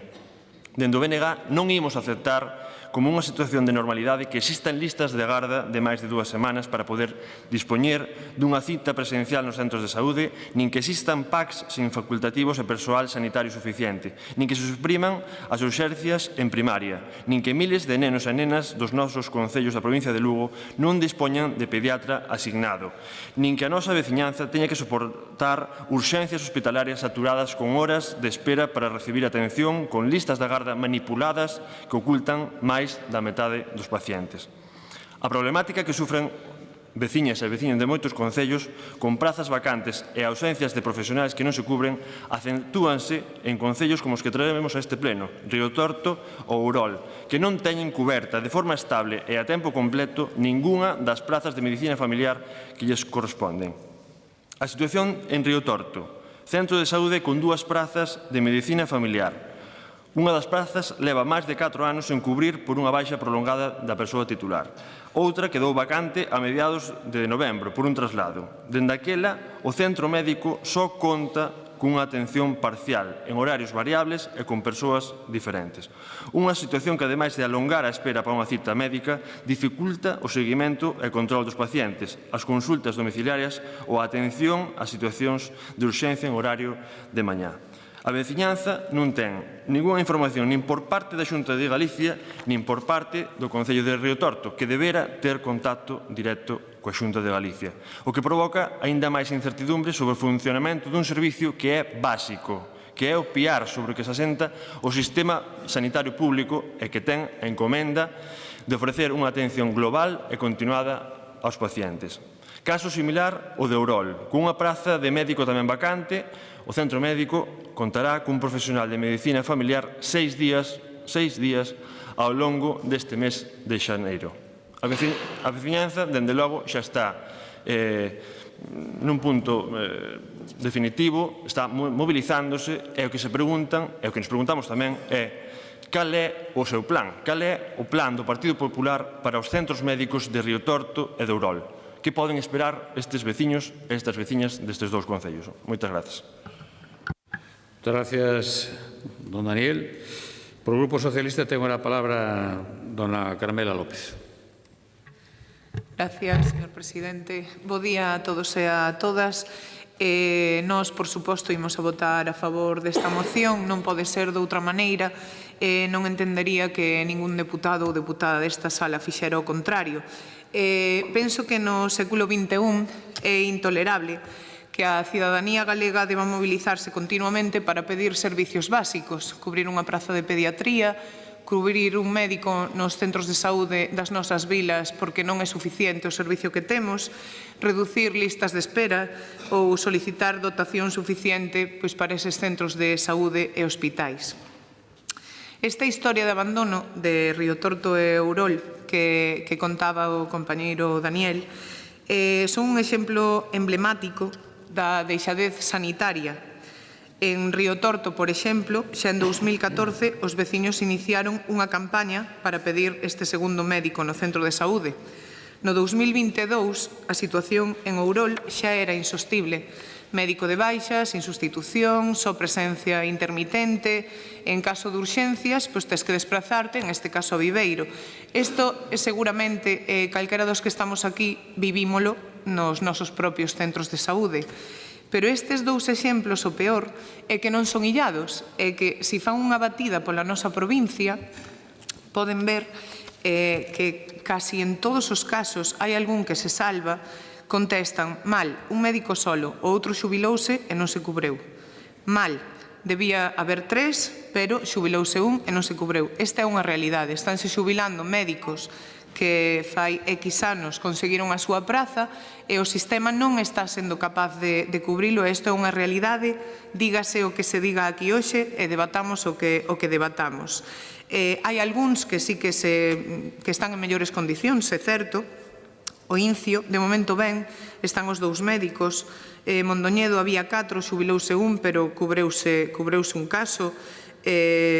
Xove, por exemplo, tiña 3, quedan 2, a pesar de que incrementou a carga de traballo. É algo recurrente que todos os que estamos aquí coñecemos. Seguramente, o Partido Popular o que vai a dicir é que o problema de falta de médicos que é que o Estado non convoca as prazas MIR. Sabemos que o Goberno Central, neste caso, convocou a maior oferta de prazas MIR da historia, pero o problema é que por moitas prazas que convoquemos, se ao final invertimos a nosa educación pública en formar persoas que se nos van ir do país, porque non estamos conseguindo que as prazas que deben ocupar sexan realmente as idóneas e atractivas para que os nosos profesionais se queden, non soamente na nosa provincia, sino en toda Galicia, estamos fallando en algo. Ese é o problema real. A sobrecarga de pacientes, que todos temos amigos e amigas médicos que nos los trasladan, os turnos excesivos que teñen, esa falta de sustitucións que sobrecargan ao resto de compañeiros. Creo que, sinceramente, se non se deseña un modelo de futuro que inclúa o emprego e servizos públicos de calidade, pois marcharán os nosos médicos a outras comunidades autónomas e, reitero, incluso se irán do país. Que debemos facer hoxe en esta sala? Votar a favor de un punto superconcreto, que é cubrir eses dous casos e conseguir un modelo sanitario que garanta o futuro e que nos unamos, polo menos nisto. Moitas gracias. Moitas gracias, dona Carmela. E agora, por o Grupo Popular, ten a palabra don Clemente Iglesias. Bo día, señor presidente, señores diputados, diputadas e público que nos acompaña. Esta moción que vostedes traen aquí fala de dous concellos da provincia de Lugo, Riotorto e Ourol, pero teño que dicirles que a falta de médicos é un problema xeral en todo o Estado español. Non só na comunidade autónoma, como pretenden vostedes acreditar dunha maneira intencionada para criticar a Xunta. Galicia e outras 12 comunidades veñen demandando ao Goberno central a tomar medidas para paliar esta situación. O BNG demostra con esta moción que criticar é de balde. Saben moi ben cal é o problema, pero prefieren culpar a Xunta e enganar a xente e non enfadar ao Goberno central, do cal comen da man. O Ministerio de Sanidade é o que ten as competencias en formación dos médicos. Según un informe do Ministerio de Sanidade para este ano 2025, existe un déficit de facultativos de 2.673 profesionais en atención primaria, que é a diferencia entre os que se van a xubilar durante este ano 2025 e os novos titulados que se incorporan. O que ten que facer o Goberno central é incrementar as prazas MIR, tarefa que é da súa competencia, como vostede sabe, o señor García, e non estar sempre culpando a Xunta de todos os problemas. A situación nos concellos de Riotorto e Ourol obedece a incapacidades temporais dos médicos que teñen as prazas. Como o BNG pode entender, respetamos os dereitos laborais dos traballadores e non se obriga a traballar a ninguén estando de baixa. E, como lle dicía antes, a falta de profesionais médicos imposibilita que se poidan cubrir as prazas con profesionais sustitutos, porque hai paro cero. Non hai ningún só médico en listas para contratar. No caso do Centro de Saúde de Riotorto, existen na actualidade 1.087 tarxetas sanitarias, repartidas entre as dúas prazas de médico de familia, cunha media de 500 usuarios cada un, e no Centro de Saúde de Ourol existen 767 tarxetas sanitarias. Como sabedes, os estándares para cupos é de 1.500 tarxetas sanitarias por profesional. E na área sanitaria de Lugo rebaixamos este estándar a 1.000 tarxetas sanitarias, polo que estamos nun cupo por debaixo do estándar. No caso do meu concello, estas 1.087 persoas foron atendidas nos últimos anos por un médico, xa que outra titular está de baixa. Unha vez publicada a convocatoria do concurso de traslados, a principios do ano 24, o facultativo que estaba atendendo os 1.087 usuarios participou nun concurso e unha vez resolto no mes de novembro foi trasladado ao PAC de Mondoñedo, quedando vacante a praza que ele ocupaba. Despois desta situación, o Sergas ofertou en varias ocasións a praza de Riotorto a varios médicos, tamén a Fonsagrada e Pastoriza, que hai vacante, e polo momento só se cubriu a de Fonsagrada, descartando vir polo momento para Riotorto. Esta situación que vivimos en Riotorto pasa en todos os centros de saúde cando existe un concurso de traslado ou se producen baixas dos facultativos, polo que as vacantes vanse cubrindo de forma provisional ata que aparece unha persona que este disposta a prestar o servicio. Dende a marcha do médico para Mondoñedo, o Sergas está cubrindo os 5 días da semana con facultativos do PAC ou de outros centros de saúde para atender os pacientes de Riotorto. Por lo tanto, está coberto os 5 días da semana. Desde a xerencia do Sergas están facendo chamamentos semanais para cubrir de forma definitiva esta praza e vais incluir no proceso selectivo de oferta pública de emprego de prazas de médicos de atención primaria, que se está a desenvolver actualmente e que esperemos que remate nos próximos meses. Polo tanto, tanto o Concello de Riotorto como a Xunta de Galicia, a través do Sergas, están traballando para cubrir canto antes estas dúas prazas de médico, tanto en Riotorto como en Ourol. Ambos centros de saúde teñen unha demora para obter cita inferior a 2 días e contan con un enfermeiro, polo que sempre hai persoal sanitario nos centros.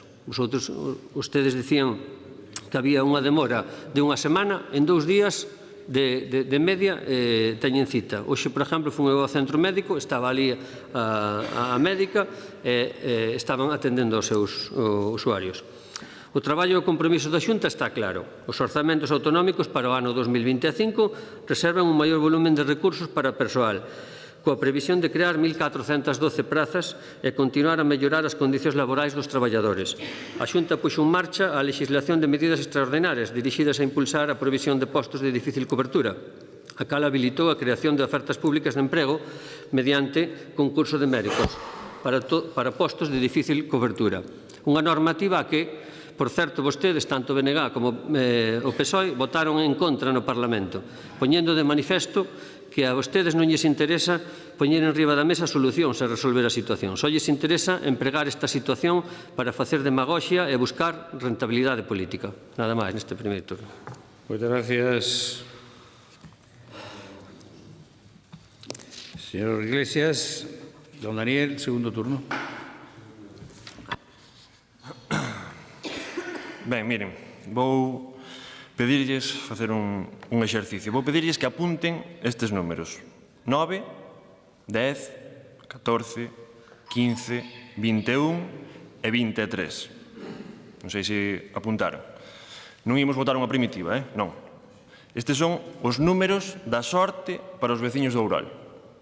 Son os días que tiveron que ter a sorte de enfermar neste mes de xaneiro, porque foron os únicos días que contaron con médico nun longo mes de xaneiro que aínda non rematou. 9, 10, 14, 15, 21 e 23. Estamos ao día 28, porque fai 5 días que non teñen médico e nestes 5 seguintes, con sorte de que non sexan máis, tampouco van ter. Eu creo que xa son, polo tanto, os números da mala sorte para os veciños e veciñas do Ourol.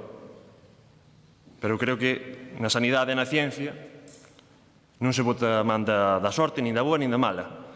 Podemos dicir mellor que son os números da mala xestión, da nefasta xestión do Partido Popular. A situación na que se atopa o Centro Médico de Río Torto era máis que previsible.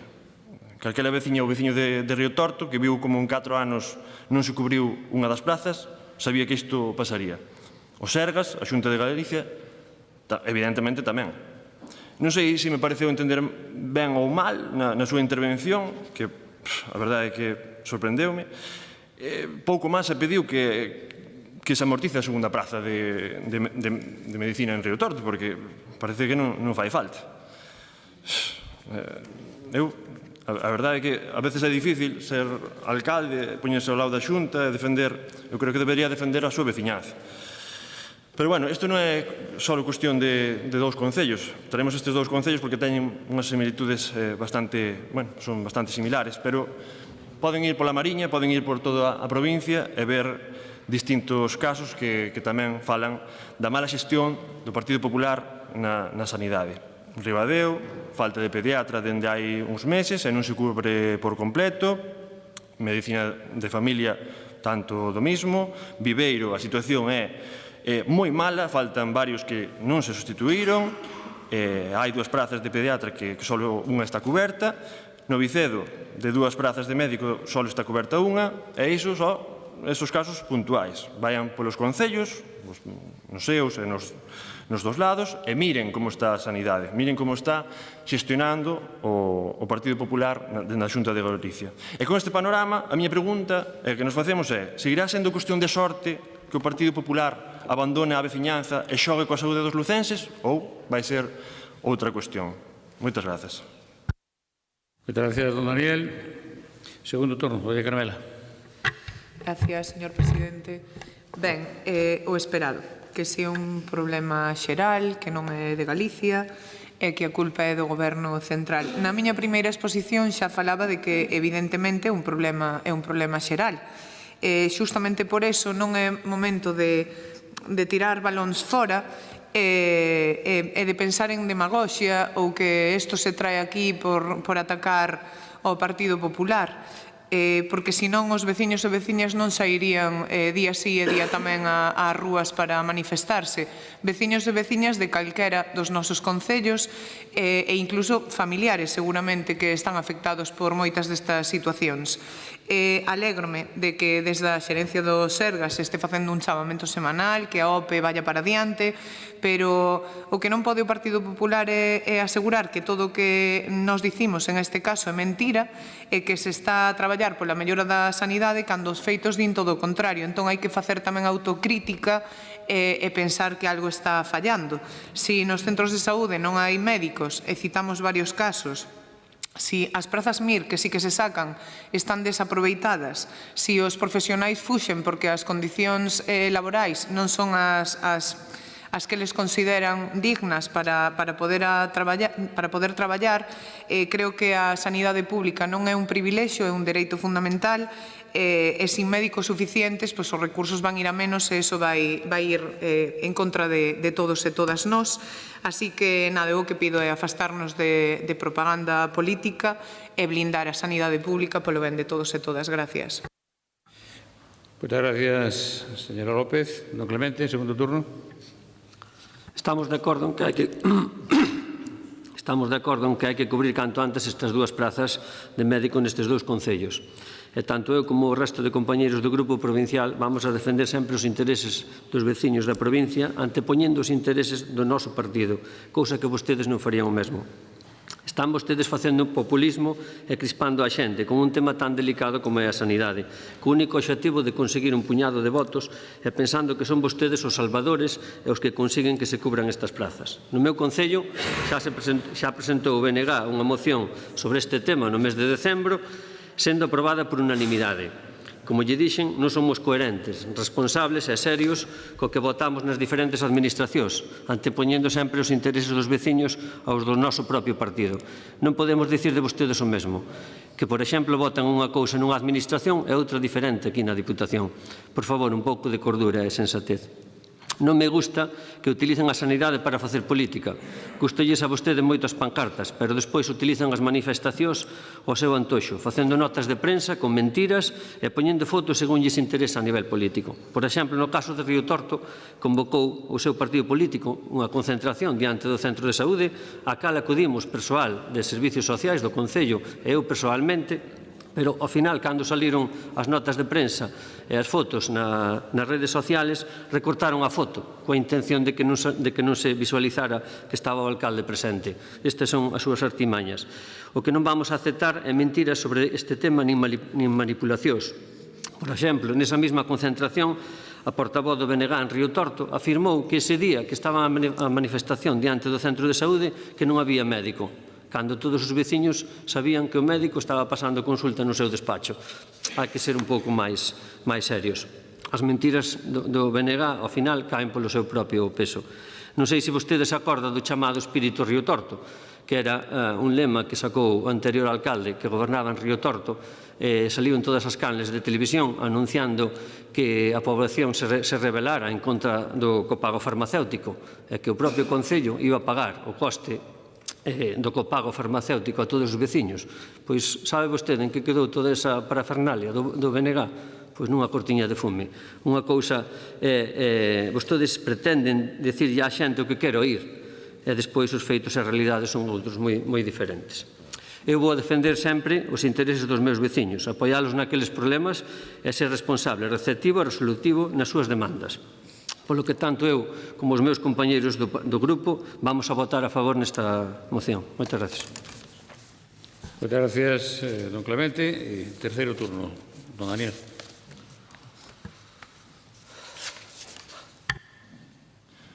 Pero entón ten que facer o BNG, ten que facer a nota de prensa do alcalde de Río Torto. Non, se hai unha concentración, cada quen fai a súa nota de prensa. Non sei, vostede igual non quería que o visen ali e non fixo nota de prensa, non fixo o seu traballo. Porque o importante é que vostedes como alcaldes deberían poñerse a liderar este tipo de protestas. Sexa a administración que sexa a Xunta de Galicia, sexa o Goberno do Estado, porque é o que máis interesa a veciñanza, a saúde. E coa saúde non se xoga, póñanse a xestionar independentemente da administración que sexa o Concello, sexa a Xunta ou sexa o Estado. E nós, dende aquí, agradecer que todos voten a favor e, por favor, que non se tiren valores fora con este tipo de cuestións. Moitas grazas. Muchas gracias, don Daniel. Pues sometemos a votación esta propuesta de ONG para cubrir los médicos en Río Torto e Orolo. Votamos.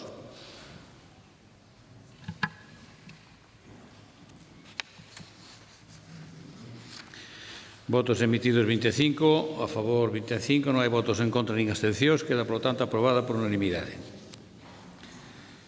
Pasamos ao punto número 5, que é outra moción do Grupo Provincial do BNG para instar a Xunta de Galicia a garantir o acceso á vivenda dos galegos e as galegas cunha nova política social ambiciosa e realista. Dictame da Comisión, por favor. A Comisión Informativa de Asuntos do Pleno, por maioría, coa abstención dos señores deputados don José Demetrio Salgueiro Rapa, don José Pardo Lombao e don Clemente Iglesias González, membros do Grupo Provincial Popular, acorde ditaminar favorablemente a moción presentada e levala ao Pleno para a súa aprobación se procede. Muchas gracias, señor secretario. Para expoñernos a iniciativa, ten a palabra dona Iria Castro. Grazas, presidente. Ben, mellorar o acceso á vivenda dos galegos e das galegas ten que ser unha prioridade do Goberno da Xunta de Galiza. Pero no caso do PP non é así. Imos facer un breve resumo da política de vivenda ou da ausencia da política de vivenda para a poboación do PP, xa que as súas políticas consisten en beneficiar a quen fai negocio con ela e non a quen a precisa. Publicaba Olayo Rodil estes días no Progreso un artigo onde falaba da situación da vivenda en Lugo e hoxe queremos expoñer as medidas do BNG para ter unha política de vivenda efectiva e que transmitimos nos acordos que poden ler e que se fundamentan en 3 piares. O primeiro, garantir a perpetuidade e a calificación de toda a vivenda protexida, porque así se incrementarían progresivamente o número de vivendas que quedan fora da especulación e terían prezos asumibles para as familias. A proposta do BNG neste eido inclúe tamén a mobilización de inmoble baleiro. Só en Lugo hai unhas 10.000 vivendas baleiras que se poderían poñer a disposición de alugueiro a un prezo taxado e dando unha seguridade xurídica aos arrendatarios. En segundo lugar, fronte ao modelo de vivir en aloxamentos dotacionais para menores de 36 que imitan unha residencia de estudantes, é dicir, ter un espazo privado e compartir cociña, salón e baño, dende o BNG propoñemos solucións serias. Por exemplo, limitar o prezo do alugueiro coa adopción de medidas claras para que a xente nova poida acceder a unha vivenda digna e emprender un proxecto de futuro. Pero o PP prefire beneficiar a quen adquira e aluga un edificio completo de vivendas sen ter en conta o prezo final deses alugueiros. Quen pode mercar un edificio enteiro? Para quen se fan estas axudas? Para fondos de investimento ou para a mocidade que se quere emancipar? Un estudo da Rede Galega contra a Pobreza estimaba que a evolución do prezo medio do aluguer pasou de 364 euros a 550 euros. E só 7 de cada 10 mozos se emancipan con 30,4 anos, pero queren que merquemos con menos de 36 anos. E o terceiro piar é a accesibilidade universal, que haxa unha rede de protección social que garanta que ninguén quede sen un teito baixo que vivir. E para iso hai que poñer en marcha unha rede de oficinas de vivenda para orientar as familias en risco de exclusión, un programa de axudas do alugueiro para estes casos concretos e un plan contra a exclusión residencial. Pero o PP leva dinamitando durante os últimos 15 anos o bo traballo que fixo BNG na Consellería de Vivenda con Teresa Taboas á cabeza. Xa non é que recorten ata un 50% neste investimento, senón que cada ano deixan millóns de euros en executar. E, de feito, malia que o Plan de Vivenda 2015-2020 marcaba como obxectivo 870 novas vivendas de promoción pública, a Xunta do PP só construiu 40 en 6 anos. A mesma Xunta admite que só se rehabilitaron 9 vivendas cando o Plan Rexurbe apuntaba a 1.500, pero permiten que lles creamos que agora, en 4 anos, van facer o que non fixeron en 15, e xa comezaron a facer anuncios en Lugo, dos que falarei despois na miña seguinte intervención, como, por exemplo, a presentación do primeiro proxecto de Bipugal en Galicia, 145 novas vivendas no barrio de Garabolos, onde anuncian que o 25% dos pisos serán para persoas menores de 36 anos en réximen de compra.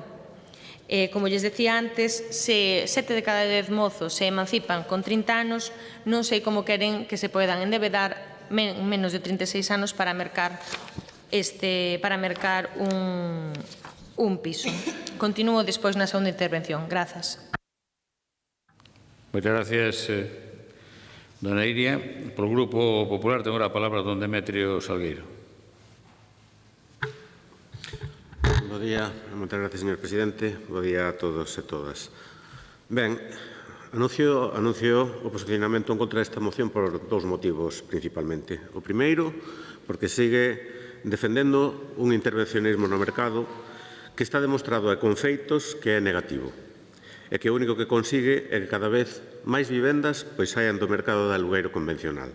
En segundo lugar, porque estáse cumplindo precisamente o que piden, que a vivenda sexa unha prioridade da Xunta de Galicia, algo que xa a Xunta xa dixo en máis de unha ocasión, ten anunciado que a vivenda é un dos seus eixos centrais, pero non só con palabras, sino que xa inclúe nos orzamentos deste ano 25 e ten en execución, ademais, medidas que converten a nosa comunidade nun referente a nivel nacional en políticas de vivenda. O orzamento do Instituto Galego de Vivenda suma 55 millóns de euros máis para o 2025, acadando o seu orzamento máis alto, 221,3 millóns de euros, dos que o 60% destínanse a impulsar vivenda protexida. O orzamento da Consellería de Vivenda e Planificación de Infraestructuras triplica o orzamento destinado a vivenda respecto ao ano pasado e supera, xa que fai referencia ao bipartito, supera nun 118% o orzamento que o bipartito destinou a vivenda no ano 2009, con máis de 100 millóns destinados á construción de vivenda de promoción pública. Estás avanzando nos grandes obxectivos que se planificaron para esta legislatura, na estrategia de vivenda protexida para duplicar o número de vivendas públicas nesta legislatura hasta chegar ás 8.000. E na estrategia galega de solo residencial para facilitar e para construir 25.000 novas vivendas, 20.000 delas protegidas e 5.000 libres. Dúas liñas estratégicas aprobadas no pasado ano e que se traducen en triplicar os fondos destinados á vivenda en Galicia. 100 millóns de euros para a construción de nova vivenda de protección pública, 20 millóns de euros para impulsar o desenvolvemento de solo residencial para a vivenda pública protexida e libre e 7 millóns máis para rehabilitar vivenda e inmobles a través de programas. Para acadar, este compromiso de ampliación do parque de vivenda pública e protexida estánse a desenvolver varias medidas, como a construción de novas vivendas de promoción pública, a rehabilitación de outras xa existentes e a adquisición de vivenda, o desenvolvemento solo residencial, medidas normativas para a agilización e impulso da construción de vivenda protexida e axudas para a promoción de vivenda en alugueiro. A Xunta de Galicia ten o compromiso de duplicar así o parque público de vivenda na actual legislatura, o que supón a construción, rehabilitación ou adquisición de 4.000 novas vivendas. En Lugo, podemos decir que a Xunta cuadriplica este ano a súa aposta por a ampliación do parque público de vivenda e eleva a 12,5 millóns de euros o orzamento para o desenvolvemento en Garabolos e outras zonas. Vivendas de protección pública que se promoverán tanto a través do Instituto Galego de Vivenda como da Sociedade de Vivenda Pública de Galicia, que vai ser encargada de construir unha parte da vivenda pública que se vai a impulsar dende a Xunta. As vivendas que construa esta sociedade serán cualificadas como promoción pública con cualificación permanente da mesma maneira que o serán as que construya o propio Instituto Galego de Vivenda. En todo caso, o compromiso de incrementar o parque público de vivenda xa é un feito tangible, non só unha promesa, e basta con revisar a plataforma de contratos nos últimos 7 meses para comprobar a cantidade de vivendas cuxas obras xa foron licitadas ou aquelas para as que se licitou a redacción dos proxectos e dirección de obra. Ademais, vanse construir promocións de aloxamentos compartidos para mozos que se están analizando nos próximos emprazamentos. Trátase de vivendas que lles permitan emanciparse cando conten cos seus primeiros ingresos en inmobles onde poderán dispoñer de servicios comuns que lles faciliten a vida e a relación co resto de residentes. Ao mesmo tempo, tamén se converterán baixos en uso propiedade da Xunta de Galicia en vivendas. E, por outra parte, estáse tramitando a adquisición de 143 vivendas novas de particulares con un investimento de casi 8 millóns de euros, 103 delas situadas na provincia de Lugo. Estas medidas complementanse co bono Emancípate, precisamente, que hoxe publica o Diario Oficial de Galicia e que foi aprobado ontes no Consello da Xunta. Unha medida pioneira a nivel estatal, xa que Galicia é a primeira comunidade por en marcha e que supoñerá unha axuda para os mozos entre 18 e 35 anos e que supón un incentivo a hora de independizarse, xa sexa nunha vivenda alugada ou en propiedade. Nada máis e moitas gracias nesta primeira intervención. Moitas gracias, don Demetrio. Tengo a palabra por o Grupo Socialista, dona Carmela López. Gracias, señor presidente. Ben, nós imos apoiar esta moción porque reflicte a nosa visión e complementa as iniciativas que estamos a impulsar dentro do Goberno Central liderando polo presidente Pedro Sánchez. Son 12 as medidas en materia de vivenda que se pretenden impulsar. Resumo, atendendo ao acordo que propón o Bloque Nacionalista Galego, na creación dun parque público de vivendas, o Goberno Central está a dar pasos decisivos neste eido para ampliar o parque público de vivenda. Recentemente transferíronse máis de 3.300 vivendas e 2 millóns de metros cadrados de solo á empresa pública, co obxectivo de incrementar a oferta de vivenda social. Ademais, movilizáronse 30.000 vivendas do Sareb, das cales 13.000 están disponibles de inmediato para reforzar a disponibilidade de vivendas accesibles. A intervención no mercado do alugueiro para garantir prezos accesibles. É certo que o intervencionismo pode funcionar somente en contextos concretos. Adoita necesitar medidas complementarias deste tipo, non como o aumento da oferta da vivenda pública ou incentivos a propietarios. Para evitar a especulación, neste caso, o que propón o Goberno é garantir prezos xustos no mercado do alugueiro, outorgando unha exención fiscal do 100% no IRPF, non para aqueles propietarios que aluguen as vivendas seguindo un índice de prezos de referencia. A proposta do PSDG, ademais, é a creación dun banco público de alugueiro de vivendas que permitiría mobilizar ata 5.000 vivendas baleiras en Galicia cun investimento aproximado de 20 millóns de euros. Esta iniciativa busca ofrecer alugueiros a precios accesibles do mesmo xeito. O desenvolvemento dunha rede de protección social vinculada á vivenda, a rehabilitación de vivendas baleiras para destinalas ao alugueiro social é prioridade. O Goberno Central está a impulsar programas de rehabilitación que non só aumentan a disponibilidade de vivendas, senón que tamén contribúen a revitalizar os nosos barrios e as nosas cidades. Aquí teño que criticar a Xunta porque, a pesar de anunciar un orzamento récord de 500 millóns de euros para vivenda e infraestructuras, a Xunta non está a executar estas partidas de maneira efectiva.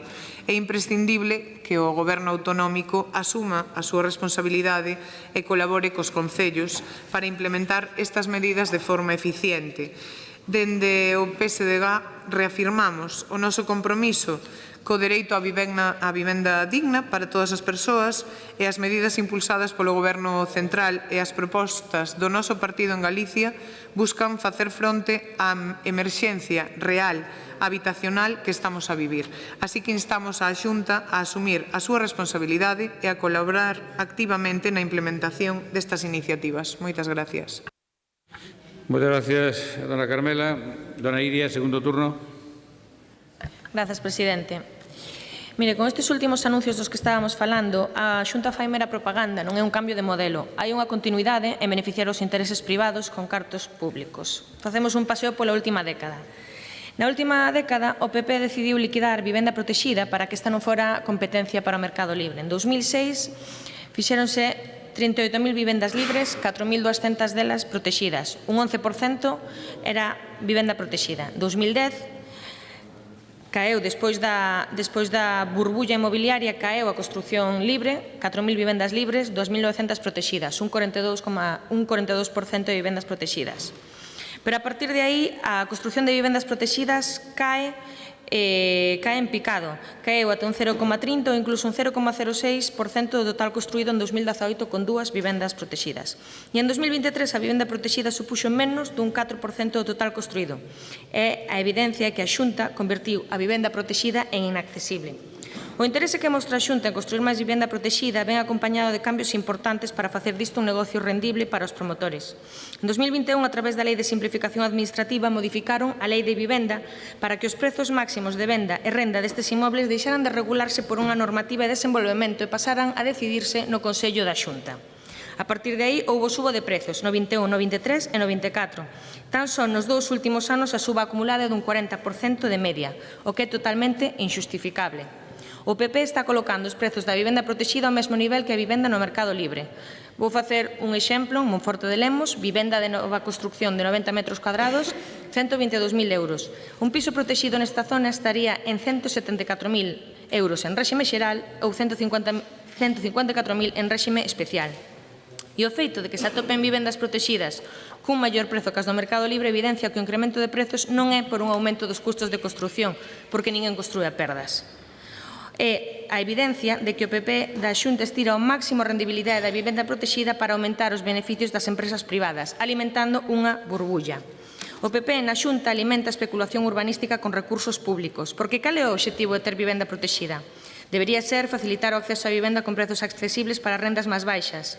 Pero quen pode acadar os 200.000 euros cunhas cifras moi lonxe, que están moi lonxe de acadar para unha unidade familiar cun tope salarial de 2,5 veces o IPREM? De feito, ata tiveron que subir estes indicadores do IPREM porque ninguén podía acceder a eles. É que o problema non é que amplíen os indicadores do IPREM para que haxa máis xente, que a xente non chegaba a elas.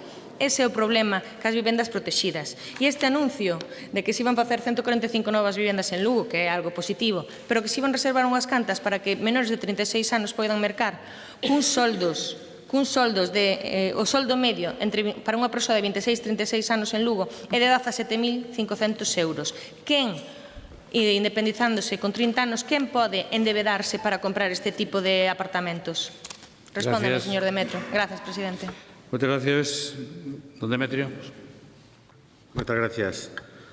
Ben, a Xunta actúa con feitos e cumpre os seus compromisos en materia de vivenda. Non podemos decir o mismo do Goberno que se puxo aquí de exemplo, non? Porque tras a súa promesa de construir 184.000 vivendas para alquiler social e asequible, pasaron 6 anos e seguimos sin velas. Todas as medidas en materia de vivenda da Xunta están acompañadas de medidas normativas. Ademais, a Lei de Acompañamento dos Orzamentos do 2025 leva medidas que permitirán agilizar a tramitación administrativa e medidas que impulsarán e incentivarán a construción e rehabilitación de vivenda. Entre elas, medidas excepcionais e temporais en materia de vivenda aplicables ata finais de 2028. Modificacións na Lei de Vivenda de Galicia, modificacións tamén na Lei do Solo, modificacións tamén na Lei de Rehabilitación e medidas tributarias favorables. Estas medidas permitirán agilizar a tramitación dos proxectos de interese autonómico para a creación de solo residencial e tamén reducirá os plazos para a construción de novas vivendas de promoción pública. Ademais, simplificaránse os requisitos para a conversión de baixos en vivendas e posibilitarase o remate de edificios inacabados, os esqueletos que quedaron por Galicia despois da crise. En resumo, as medidas que se inclúen están dirixidas a facilitar e agilizar os trámites para a construción de vivenda de promoción pública e o desenvolvemento de solo residencial, garantindo a seguridade xurídica das mesmas. Lonxe de medidas intervencionistas, como continuamente propón o BNG, e que está demostrado que non dan ningún tipo de resultado beneficioso, supoñen a saída de moitas vivendas do mercado de alugueiro convencional, como dixen ao principio. As medidas que está poñendo en marcha a Xunta de Galicia sitúan a nosa comunidade como referente en materia de vivenda no noso país. Nada máis e moitas gracias. Moitas gracias, dona Carmela. Ben, gracias, señor presidente. O Partido Popular non cumple coa Lei de Vivenda, eso está claro, e mostra o bono emancípate que ao final é unha medida mediática porque entre 1.500 e 3.000 euros pensan que isto é suficiente. É unha medida a curto prazo sen solución estrutural, é unha axuda insuficiente nun mercado excesivamente inflado. Mentras que o Goberno propón medidas, a oposición do Partido Popular non sei en quen pensa, o mellor nos constructores, pero non realmente nos veciños e nas veciñas, porque está claro que hai unha reducción drástica na construción de vivenda pública, hai un incremento sostido dos precios do alugueiro, un elevado número de vivendas baleiras e unha falta de execución orzamentaria en vivenda. De feito, o noso secretario xeral do PSDG, José Ramón Gómez Besteiro, denunciaba ante a Xunta que só se executara un 10% do orzamento destinado a vivenda, mentras que o rexistro de demandantes supera as 18.300 inscripcións. Esta baixa execución orzamentaria evidencia esa falta de vontade política para abordar a problemática de vivenda en Galicia. É imprescindible un cambio de rumbo que priorice o dereito á vivenda digna, reitero, para todos os galegos e galegas. Moitas gracias. Moitas gracias, dona Carmela. E agora xa para pechar o debate, dona Iria. Grazas, presidente. Mire, di que o intervencionismo é negativo no mercado, pero que o mercado libre vese que non está dando solución ao problema de vivenda. Ante as medidas estrelas do PP, como actualizar como vivendas baixos en uso, nós decidimos propoñer a mobilización de vivendas xa baleiras, porque temos que ter unha vivenda digna. Ante a proposta estrela de vivir nunha residencia de estudantes hasta que casi teñas 40, nós tamén propoñemos intervir, por exemplo, o mercado libre, limitar o prezo do alugueiro para que nos poidamos permitir unha vivenda digna cos salarios que hai.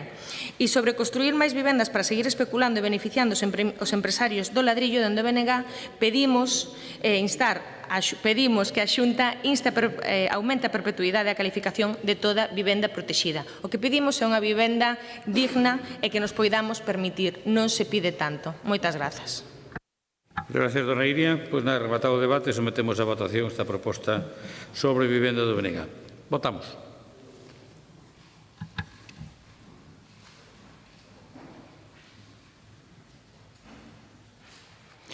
Votos emitidos 25, a favor 13, en contra 12, non hai abstencións. Queda aprobada esta proposta. Pasamos ao punto número 6, que é a moción do Grupo Provincial Popular para a creación dunha mesa de traballo para o reparto igualitario dos medios de parco móvil de cara a realizar tarefas de mantemento nas vías de titularidade municipal nos concellos da provincia. Ditamen da Comisión, por favor. A Comisión Informativa de Asuntos do Pleno, por maioría, coa abstención do vicepresidente don Efrén Castro Caloto e das señoras deputados e deputadas don Pablo Rivera Capón, don Francisco Cajoto Caserio e dona Marisol Morandeira, representantes do Grupo Provincial Socialista, e da señora deputada doña Iria Castro Fernández, representante do Grupo Provincial do Bloque Nacionalista Galego, acorda ditaminar favorablemente a moción presentada e levala ao Pleno para a súa aprobación se procede. Muchas gracias, señor secretario. Para explicar a iniciativa, ten a palabra don Antonio Mejide. Moitas gracias, presidente. Bueno, como xa nos conocemos, vamos a empezar aforrándolles algo de tempo. Evidentemente, esta moción non é a primeira vez que se presenta, agardamos que si sea a última, pero non é a primeira vez que se presenta, porque, por desgracia, tivemos que ser insistentes, a igual que tivemos que ser insistentes en moitos outros temas, ata que recapacitan. Despois falaremos diso. Por tanto, evidentemente, non é a primeira vez que se debate neste mandato. Foi a primeira moción que trouxemos e hoxe nos vemos na obriga de repetilo. E tamén a trouxeron noutras ocasións outros compañeiros en anteriores mandatos, porque, por desgracia, siguen sin mellorar as cousas nesta institución. As cousas non melloraron, senón que parece que vai a peor. Esa actitud dictatorial, esa actitud sectaria, parece que vai cada vez a peor nesta institución provincial. Parece que só están empeñados ou siguen empeñados en teledirixir millóns de euros cada venres aos seus amigos, pero en desatender a outra parte da provincia. Dicía que neste ano e medio que levamos de mandato as cousas empeoraron. Empeoraron o mantemento das estradas, isto é algo innegable. Empeoraron a colaboración da Deputación cos concellos, é algo innegable. Aquí só se colabora cos amigos. É unha deputación illada na que só poden entrar a ter contacto con este goberno os amigos do presidente. O resto é como falar coas paredes. E o sectarismo tamén vai en aumento, como dicía antes. Non sei que foi a mellor nesta Diputación neste ano e medio, salvo que para algún de vostedes mellorase a situación. Xa lle digo que para a provincia, non. Vou xa recordar que na Lei de Bases de Réxime Local teñan algunhas competencias, unhas cuantas. O artigo 36 relatas a coordinación dos servicios municipais, asistencia a cooperación xurídica, económica e técnica, a prestación de servicios públicos, un sinfín de competencias, moitas delas, a maioría desatendidas. Hai unha que si prestan relativamente ben, que é a gestión e recadación tributaria. Esa é moito máis áxil, en esa sí que se encontran a gustos á esquerda desta provincia. Pero non na asistencia aos concellos. Na asistencia aos concellos parece que non se agardan ou non se encontran tan a gusto. De feito, vanme permitir que colla unhas palabras prestadas durante un tempo dun diputado provincial desta corporación, e é que recoñecía nun exercicio chamativo de sinceridade, probablemente sinceridade involuntaria, que na provincia de Lugo había veciños do Partido Popular e veciños en xeral. Bueno, eu creo que este deputado non puido resumir con maior claridade e sinceridade, creo que involuntaria, volvo a repetir, a situación desta Diputación. Evidentemente, para esta Diputación hai veciños de primeira, de segunda, de terceira, en algún caso hasta de cuarta categoría. E iso é o que non queremos que ocurra. Por iso presentamos esta moción para o reparto igualitario dunha parte dos medios desta Diputación, que é o Parque Móvil Provincial. Un parque móvil que, como saben, conta con equipos de riego, conta con equipos para limpeza de cunetas, para mantemento de pistas, conta realmente con bons equipos tanto técnicos como humanos e tamén con bo material. Un equipo que non actuou de forma regular en todos os municipios desta provincia. Recoñecían os datos de 2023, os datos que nos facilitaron, no 2024 non temos todavía datos, que só se había actuado en 16 de 67 concellos da provincia. E desos 16, 11 eran gobernados polo Partido Socialista. Xa non teño moito máis que decir acerca do sectarismo. Falábamos esta mañá, según nos sentamos na reunión previa a pleno, se en algún dos compañeros que son alcaldes e que están nesta bancada tiveran a opción de solicitar ou dispoñer do parque móvil durante este último ano para colaborar cos seus concellos, e ningún deles o tivo. É un exemplo moi gráfico, moi simple, de ver o sectarismo co que traballan.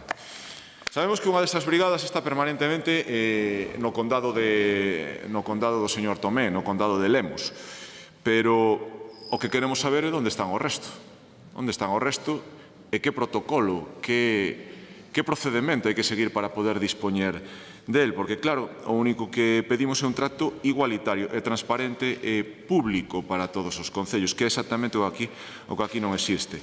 Falamos de convocar unha mesa de traballo incorporada por todos os grupos para analizar a situación real da rede de estradas na provincia e as necesidades nas vías provinciais, analizar con que concellos se colaborou no anterior mandato e nos últimos anos para intentar dar cobertura aos que non se colaborou nunca, e tamén analizar as urxencias en materia de seguridade para actuar o antes posible.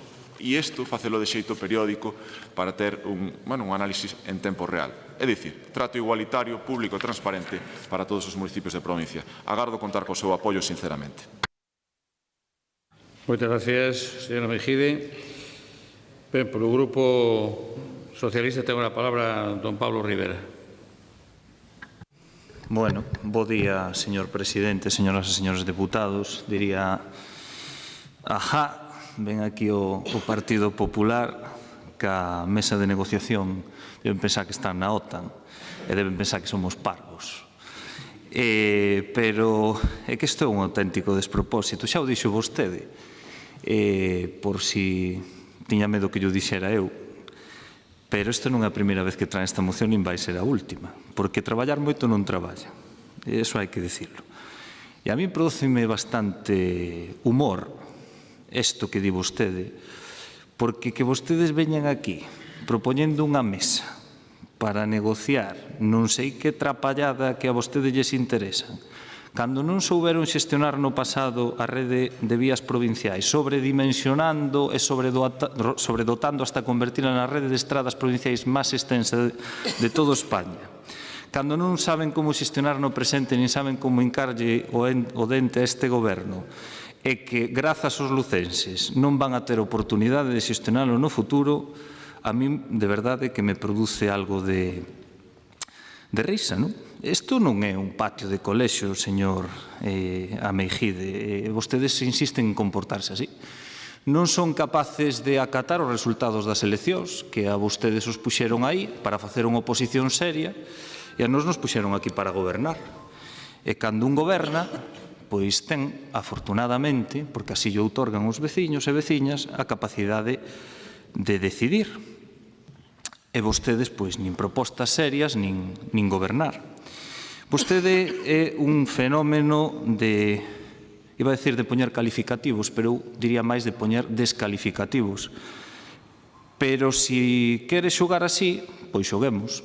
No político vostede é un absoluto mentiroso, con todas as letras.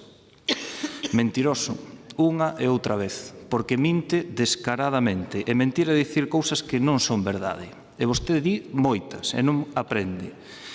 E ademais non só é que sea mentiroso, é que ademais é hipócrita. É dicir, mantén posturas falsas sobre os demais. É hipócrita porque, aparte de mentiroso, é hipócrita porque, e además vago, porque se traballaron un pouco, daríanse conta nas xuntas de goberno que dos 12 millóns do plan de Estrada, señora Meijide, o 60%, é un pouco máis, pero para que se quede co dato, para que non lle resulte moi difícil liarse, o 60% das actuacións dese plan de Estradas están realizadas en concellos gobernados polo Partido Popular. Minte cando digo que o parque móvil está moi forte porque non está moi forte, non se entera. Vostede toca do oído e así lle vai. E así pensa que funciona isto, pero non, isto é máis serio, porque vostedes veñen aquí falando de medios, máis medios, e volvolle a decir o que dicía, isto non é un monopoli, señora Meijide, isto é algo serio. Eu non sei a que estaba acostumbrado no Concello de Lugo, pero é que aquí, de verdade, eu ven aquí, fala de mocións de taberna, pois eu non sei que é isto. A mesa de diálogo da OTAN, propón o señor Meijide aquí, en fin. Bueno, eu, si, o deputado que dixo, fixo mención ás súas reunións nas estradas provinciais fun eu, pero non dixen o que vostede dixo. Eu son responsable do que digo, non do que a súa estreita comprensión pode chegar a alcanzar. Eu o que dixen é que vostede chamaron afiliados do Partido Popular para esas reunións. E se é mentira, debátamo e demóstremo, porque vostede non demostra nunca nada. O Partido Popular, cando fala aquí, non demostra absolutamente ni un só feito. E lle estou dicindo, e onde estaban vostedes logo cando se incrementou a partida para as estradas provinciais ata un 42%? Non nos vin a aplaudir cas orellas, dicen que é insuficiente. Pasamos de 19 a 27 millóns, calaron, serán que xa son cadáveres políticos algúns. Pero eu de verdade que alucino cas súas propostas, falan de diálogo, de coxestión, a mesma que Feijóo os 5 anos que foi presidente da Xunta de Galicia, coincidía co presidente da Diputación, que non nos recibiu. Vostedes o único que fan con estas mocións é tapar as súas vergoñas. Especialmente vostede, que é concelleiro de Lugo, debería dar vergoña, non haber empezado ca Rolda Leste, non haber rematado ca Estrada do Folgoso do Caurel e non haber rematado ca VAC da Costa Norte. A min eso sí me daría vergonza. E vostedes actúan con rabia e con insidia porque saben que a quen nos toca gobernar grazas aos lucenses é a nós e non a vostedes. Moitas gracias. Moitas gracias, don Pablo. E agora, polo Grupo do BNG, ten a palabra don Efrén Castro. Grazas, señor presidente. Moi bo día, señoras e señores deputados. Ben, esta moción do Partido Popular ven do que suele pasar, ademais, porque a dereita só é democrática ou só cree na democracia cando ganan as eleccións e cando as perden e os colocan na oposición, pois, bueno, parecelle un pouco peor a democracia. Pero a realidade é que o Partido Popular, máis que lles pese, está na oposición. E despois, bueno, na intervención do señor Meijide, a veces hasta incluso me sorprende, pero chega a ser simpático, porque falar de competencias desentendidas, un representante do Partido Popular, cando aquí cada vez que se fala da Xunta de Galiza, a Xunta de Galiza non ten competencias para nada, a Xunta de Galiza está aí para ter un presidente, uns conselleiros e conselleiras, pero as competencias, pois a ver se as outras administracións, Diputación e Consellos as asumen e veñen aquí a falar de que nós desatendemos as competencias. Eso, mire, é de chiste. E despois, claro, presumía antes un compañeiro seu de que vostedes serán coherentes. Home, seguramente os seus compañeiros, que moitos son alcaldes, estou seguro que nos seus concellos convocan unha mesa a todos os membros da oposición para decidir que estradas e en que parroquias se van a arreglar. Estou segurísimo, seguro. É que cando lees a prensa, pois sempre se ven as mesas que convocan os membros do Partido Popular. Ou tamén como convocan os nosos compañeiros no Parlamento de Galiza para decidir onde invirte Augas de Galiza, que o fai con bastante oscuridade e que moi poucos concellos que non son populares lles toca inversións de Augas de Galiza. Por lo tanto, claro, veñen aquí con as cousas, bueno, que non hai por onde collelas. Eu supoño que repetir a moción será porque non tiñan moitas ganas de traballar e vamos ir aos bachos, que, bueno, sentímonos a gustos, pero despois é que pecan de coherencia, pero completamente. Porque ali onde gobernan non os vexo convocar mesas para non sei que. É que é unha cousa que eu creo que nadie, non sei nin siquiera se os seus militantes máis acérrimos se van convencer con este tipo de mocións, pero, bueno, falaba o señor Rivera dos datos do plan de estradas, que o 60% para o Partido Popular. Mira, firmáballe con que as inversións de augas de Galicia foran un 40% para concellos que non foran do Partido Popular. Pero o peor é que recaudan deses concellos, pero vostedes non os fan. Entón, claro, aquí, enseguida, en canto rascamos un pouquiño, caise o maquillaje que se poñen de democráticos e de reparto, e vese que só é unha pose, e lamentablemente é unha pose que só teñen cando están na oposición, porque nunca aceptan estar na oposición. Grazas, señor presidente. Moitas gracias, don Efrén. Don Antonio, segundo turno. Gracias, presidente. Bueno, a verdade é que teño que decir que por primeira vez me sinto agradecido por a intervención do señor Castro de Efrén, que me dixo que polo menos que era simpático despois do chaparrón que me caeu do señor Rivera, que me dixo que era mentiroso, hipócrita, vago e que tiña estreita comprensión. Joder, a verdade é que para unha intervención xa non estuvo mal, Bueno, Pablo, gracias que os sentimentos non son recíprocos e eu non che desexo nin penso de ti ninguna destes calificativos. Pero, bueno, vamos ao importante que é esta intervención. Que esta intervención e que esta proposta que facemos dentro do Partido Popular, que é algo tan simple como que se trate por igual os 67 concellos. Non parece exagerado o que estamos pedindo, nin parece algo tan dramático, nin unha atrapallada, como o calificou o señor Rivera. Eu creo que é algo importante o trato igualitario aos concellos. Ogallá aprenderan deso. Miren, o señor Rivera dice que isto é a mesa da OTAN, ter en consideración as necesidades da provincia, isto é a mesa da OTAN. Supoño que o dice evidentemente con un tono jocoso, como lle gusta facer as súas intervencións, pero monólogos aparte, eu creo que sí que é interesante.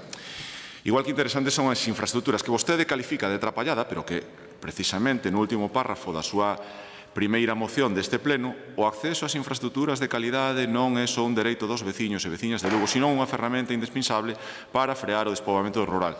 Hai algo moi importante que eu pido a calquera político, que é coherencia. E o que pide na primeira moción debería ser a que deberían cumplir nesta que propoñemos dentro do Partido Popular. Coherencia. E as infraestructuras na provincia de Lugo, as provinciais, deixan moito que desear. E a colaboración no mantemento das infraestructuras por parte da Diputación Provincial cos 67 concellos é vergoñenta. Porque iso se colabora cos amigos. E o que pedimos é criterios públicos transparentes para todos e que todos os alcaldes, que todas as corporacións, pero sobre todo que os veciños dos 67 concellos desta provincia poidan contar cos mismos medios, con igualdade de condicións, con independencia de onde vivan e sobre todo de si son amigos ou non son amigos do presidente da Diputación ou de algún de vostedes. Dito isto, home, hai que escutar certas cosas neste salón de plenos que son xa un pouco ridículas. Que o señor Rivera diga que o Partido Popular non soupo xestionar a rede de estradas provinciais é un insulto de intelixencia, porque se non é polo Partido Popular esa rede de estradas provinciais non existiría, porque se construíron os máis de 4.200 kilómetros que ten e que conectan toda a provincia de Lugo, gracias a gobernos do Partido Popular. En ese momento, con moitos menos recursos económicos, mantíñanse en perfecto estado de conservación.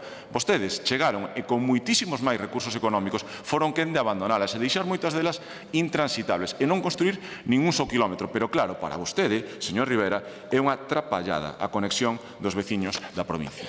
E dentro do Partido Popular vamos a reiterar todas as veces que faga falta, por moito que lle moleste, por moito que nos chame vagos, por moito que nos descalifique, as veces que faga falta vamos a demandar aquí que os medios de Diputación sexan para os 67 concellos, non só para os amigos. Gracias, presidente. Gracias. Don Pablo, segundo turno. Bueno, digo que lle chamo mentiroso porque un é mentiroso cando minte e volve a mentir. Non había máis recursos antes que agora, Vive nos mundos de Yupi e volve a estar mentindo. E volve a estar mentindo unha e outra vez porque na época do señor Cacharro había plan de Diputación ou non fora un invento da señora Cándia. É de verdade.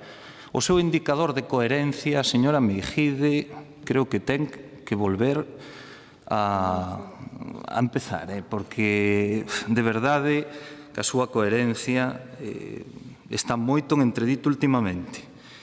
Eu poderíalle dicir que hasta compraría a súa proposta, pero eu non sei onde negocia a Xunta de Galicia cos concellos desta provincia os investimentos que fai a Xunta de Galicia cos impostos, por exemplo, dos lancareses, que despois os invirte en calquer concello do Partido Popular. Eso doe. Esa é a súa mesa de negociación.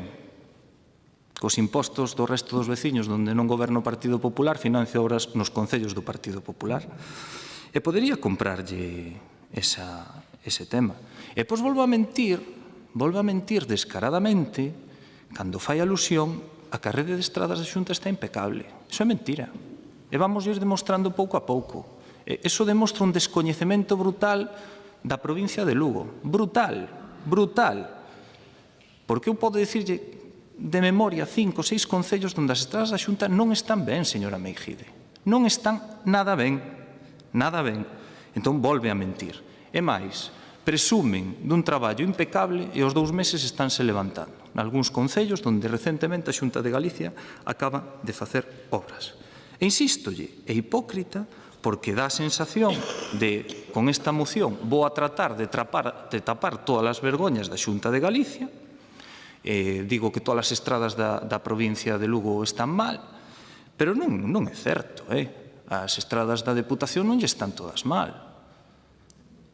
Non é así. Entón, eu vostede non sei por que dicía isto. Eu gustaríame ver un pequeno recoñecemento, un guiño, as estradas que se acaban de licitar en Friol, que se acaban de licitar en moitos outros concellos da provincia que non goberna o Partido Socialista, precisamente. Ese recoñecemento do Partido Popular sería moi benvido, digo eu. E o mellor o seu indicador de coherencia pasa por eso, por recoñecer cando as cousas se están facendo ben. E pasar dos 19 aos 27 millóns e incrementar un 42%, a mí pareceme unha cifra considerable. É dicir que, con Cacharro había a mesma cantidad de cartos para estradas, é mentira absolutamente, porque non había 21,5 millóns para o plan Diputación. E mentira tras mentira, o Partido Popular vai avanzando.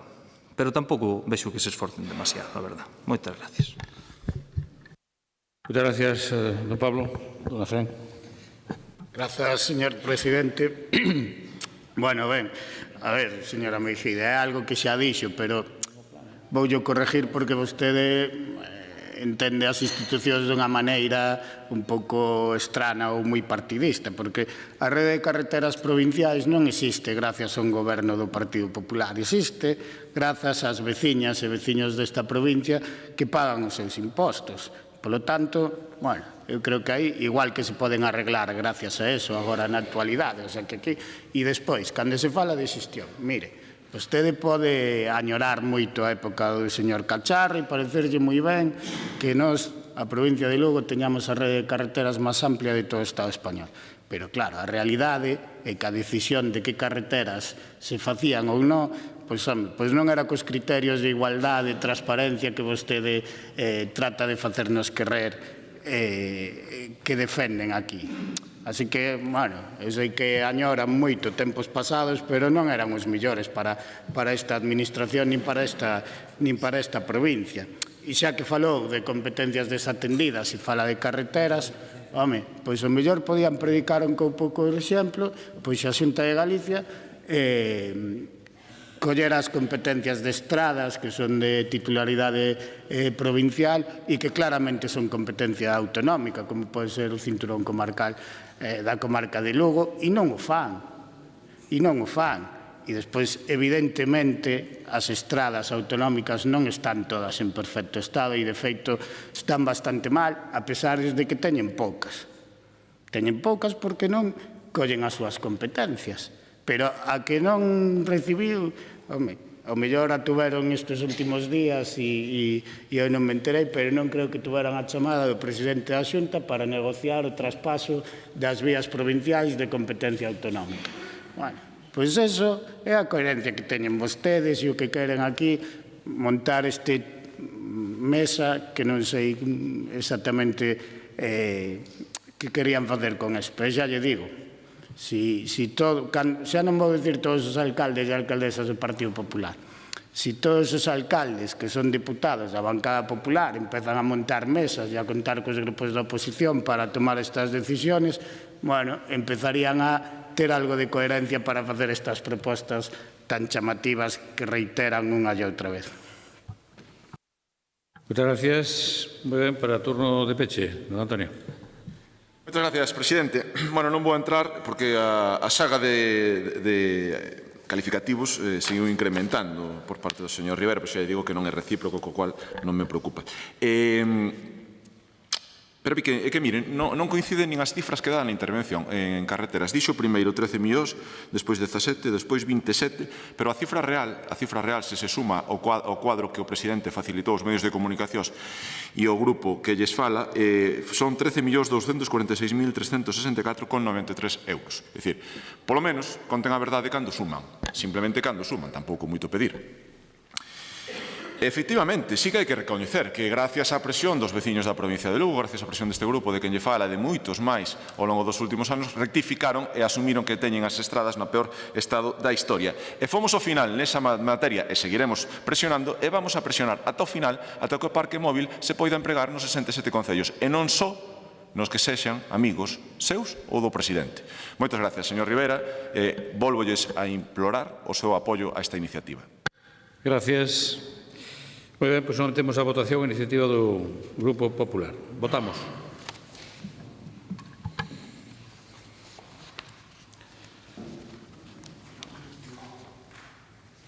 Votos emitidos 25, a favor 12, en contra 13, non hai abstencións.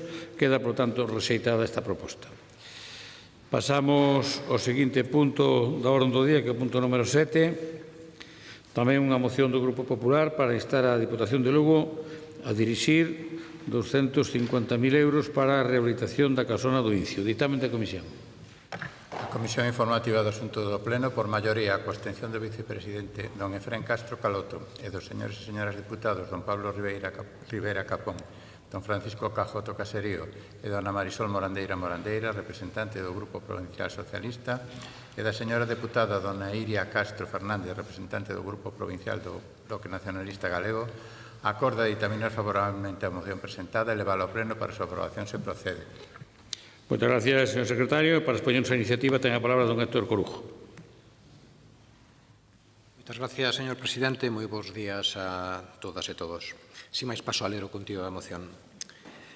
O Goberno da Deputación de Lugo, actual propietaria dun inmoble situado no casco urbano da Cruz do Incio, coñecido como A Casona, anunciaba en marzo de 2015 o inicio inminente das obras para a súa rehabilitación, para o que contaría cun orzamento inicial de 250.000 euros. Todos podemos comprobar que o inmoble non foi rehabilitado como se prometera e que case 10 anos despois o seu estado é de total abandono e ruína. Neste tempo foron varias as iniciativas, tanto dos propios veciños como do Partido Popular, para reivindicar a rehabilitación do inmoble. Os propios veciños do Incio se concentraron en agosto de 2018 con este fin e, entre outras iniciativas, o Grupo Provincial Popular conseguía aprobar por unanimidade no Pleno da Corporación Provincial celebrado en xullo de 2021 unha iniciativa para instar ao equipo de Goberno provincial a realizar a rehabilitación integral do inmoble propiedade da Diputación de Lugo. O acordo aprobado foi o seguinte. 1. O Pleno da Deputación insta ao Goberno provincial a realizar traballos de consolidación e mantemento que garantan a integridade estrutural da casona do Incio de acordo coas indicacións dos servicios técnicos da institución. 2. A rehabilitación integral do edificio quedará supeditada ao deseño dun proxecto de uso que teña en conta a utilidade pública do edificio. Dende esa data, ata a actualidade pasaron 3 anos e medio e o único que se fixo por parte deste Goberno provincial foi apuntalar o inmoble, dando así cumprimento a unha parte do primeiro punto do acordo, pero obviando a máis importante, evitar que o edificio siga a deteriorarse e recuperalo para o seu uso público. No Pleno da Corporación Provincial, celebrado en novembro de 2024, o Goberno Provincial, nunha resposta a unha pregunta do Grupo Provincial Popular, explicaba a súa proposta para a cesión gratuita da casona por parte da Deputación de Lugo ao Concello do Incio para o uso que considerara oportuno. Nese momento, o alcalde e deputado do Grupo Provincial Popular amosou a súa vontade para negociar sempre que se acometeran obras para a mellora do estado do inmoble. O 30 de decembro de 2024, o Pleno do Concello do Incio aprobaba por unanimidade unha iniciativa do Grupo Municipal Socialista para reclamar a cesión da casona da Cruz do Incio ofrecida pola Deputación de Lugo e pedir a outras administracións fondos para a súa rehabilitación cunha emenda de engádega do Grupo de Goberno para solicitar que a Deputación Provincial achegue os fondos pendentes comprometidos xa no ano 2015. Esta moción acordaba de xeito literal instar ao Concello a aceptar a oferta de cesión da casona da Cruz do Incio feita pola Deputación para que este ben inmoble pase a titularidade municipal. Esta cesión virá acompañada de 250.000 euros da Deputación Provincial de Lugo, cifra que se comprometeu a dotar en 2015. Instar ao Concello a deseñar un proxecto de uso público do edificio que beneficie o conxunto da veciñanza. Instar o Concello a reclamar ás distintas administracións os fondos necesarios para rehabilitar a casona da Cruz do Incio na liña que permita desenvolver o proxecto antes citado. A vista da unanimidade acadada neste pleno municipal, dende o Goberno Provincial Popular consideramos conveniente dar continuidade e resposta ao mesmo. Por elo, pedimos á Deputación Provincial de Lugo que asuma como propio o acordo impulsado polo Grupo Municipal Socialista no Concello do Incio, iniciando de xeito inmediato a cesión ao Concello do Incio a título gratuito do inmoble coñecido como a casona, acompañando esta cesión dunha axuda dende a institución provincial de 250.000 euros para colaborar na posta en marcha deste ben para o uso público dos veciños. Por todo exposto, o Grupo Provincial Popular presenta esta moción coa seguinte proposta de acordo. O Pleno de Deputación de Lugo insta ao equipo de Goberno Provincial a iniciar de xeito inmediato os trámites oportunos para a cesión gratuita para o Concello do Incio do inmoble coñecido como a casona, para o deseño e posta en marcha por parte do citado Concello dun proxecto de uso público que beneficie ao conxunto da veciñanza. Esta cesión irá acompañada dunha aportación de 250.000 euros de axuda da Deputación Provincial de Lugo ao proxecto.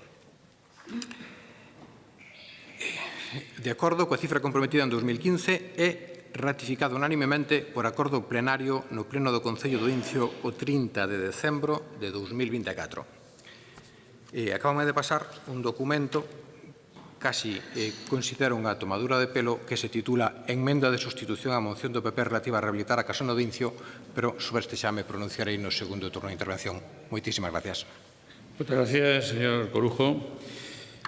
Don Pablo. Sí, eu que coñezo así máis ou menos o señor Corujo, pois sei que é unha persona dialogante.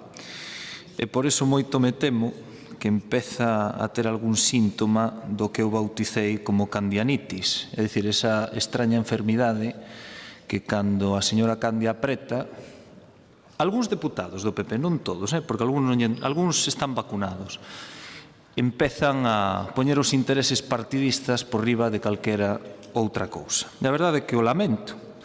Ese entrada no xogo seguidista da señora Candia e do señor Ameijide é unha mágoa de volver a utilizar a casona do Incio como un arma arroxadiza. Pero non é todo tan bonito como pinta o señor deputado e alcalde do Incio, porque, claro, xa que lles gusta falar tanto de cacharro, el non se pode defender, dígollelo eu. Esa casona expropiou su plus sendo presidente o señor Cacharro no ano 2006, sen ningún tipo de uso público definido, o digo despacio, sen ningún tipo de uso público definido. Entonces isto pasará con as carreteras, a culpa tamén será nosa, de haber adquirido ben, digo eu. Tamén tería máis cartos daquela, tamén o puido arreglar daquela, que tuvo máis dun ano para eso. E o fixo, parece ser, por algún interés, que sabrá responder o anterior alcalde do Partido Popular, que saberán perfectamente mellor que a min quen é. Esa casona xa non tiña un uso definido por aquel entón. Entonces, bueno, a conclusión que un saca é que os primeiros responsables de que a casona este así é o Partido Popular. E lamento profundamente que, bueno, pois unha pregunta podía valer, pero unha moción neste sentido, pois creo que supón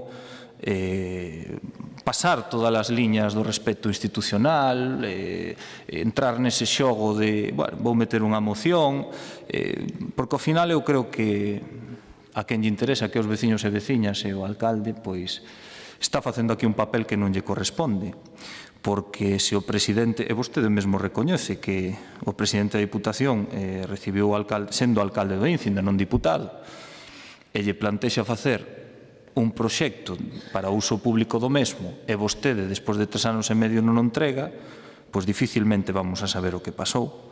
Vostede tamén se circunscriba no 2015. Vostede ainda non estaba aquí no 2015, eu xa sabía algo. E no 2015, e antes do 2015, antes de que se liquidase Suplusa, tiña un orzamento de 250.000 euros, non a Diputación, Suplusa. E sabe quen estaba por aquel entón en comandita en Suplusa? Algún compañeiro seu, máis de un.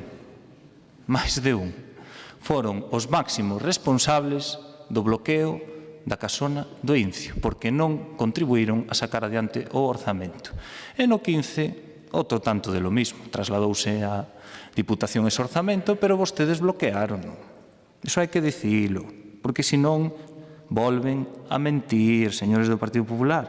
E non me gusta que mintan, non me gusta que mintan, porque despois a xente fanlle chegar o que non é, e hacen plataformas e manifestaciones que todos sabemos que nas auspiciou no seu día. Dito isto, incidindo outra vez, dificilmente vamos a saber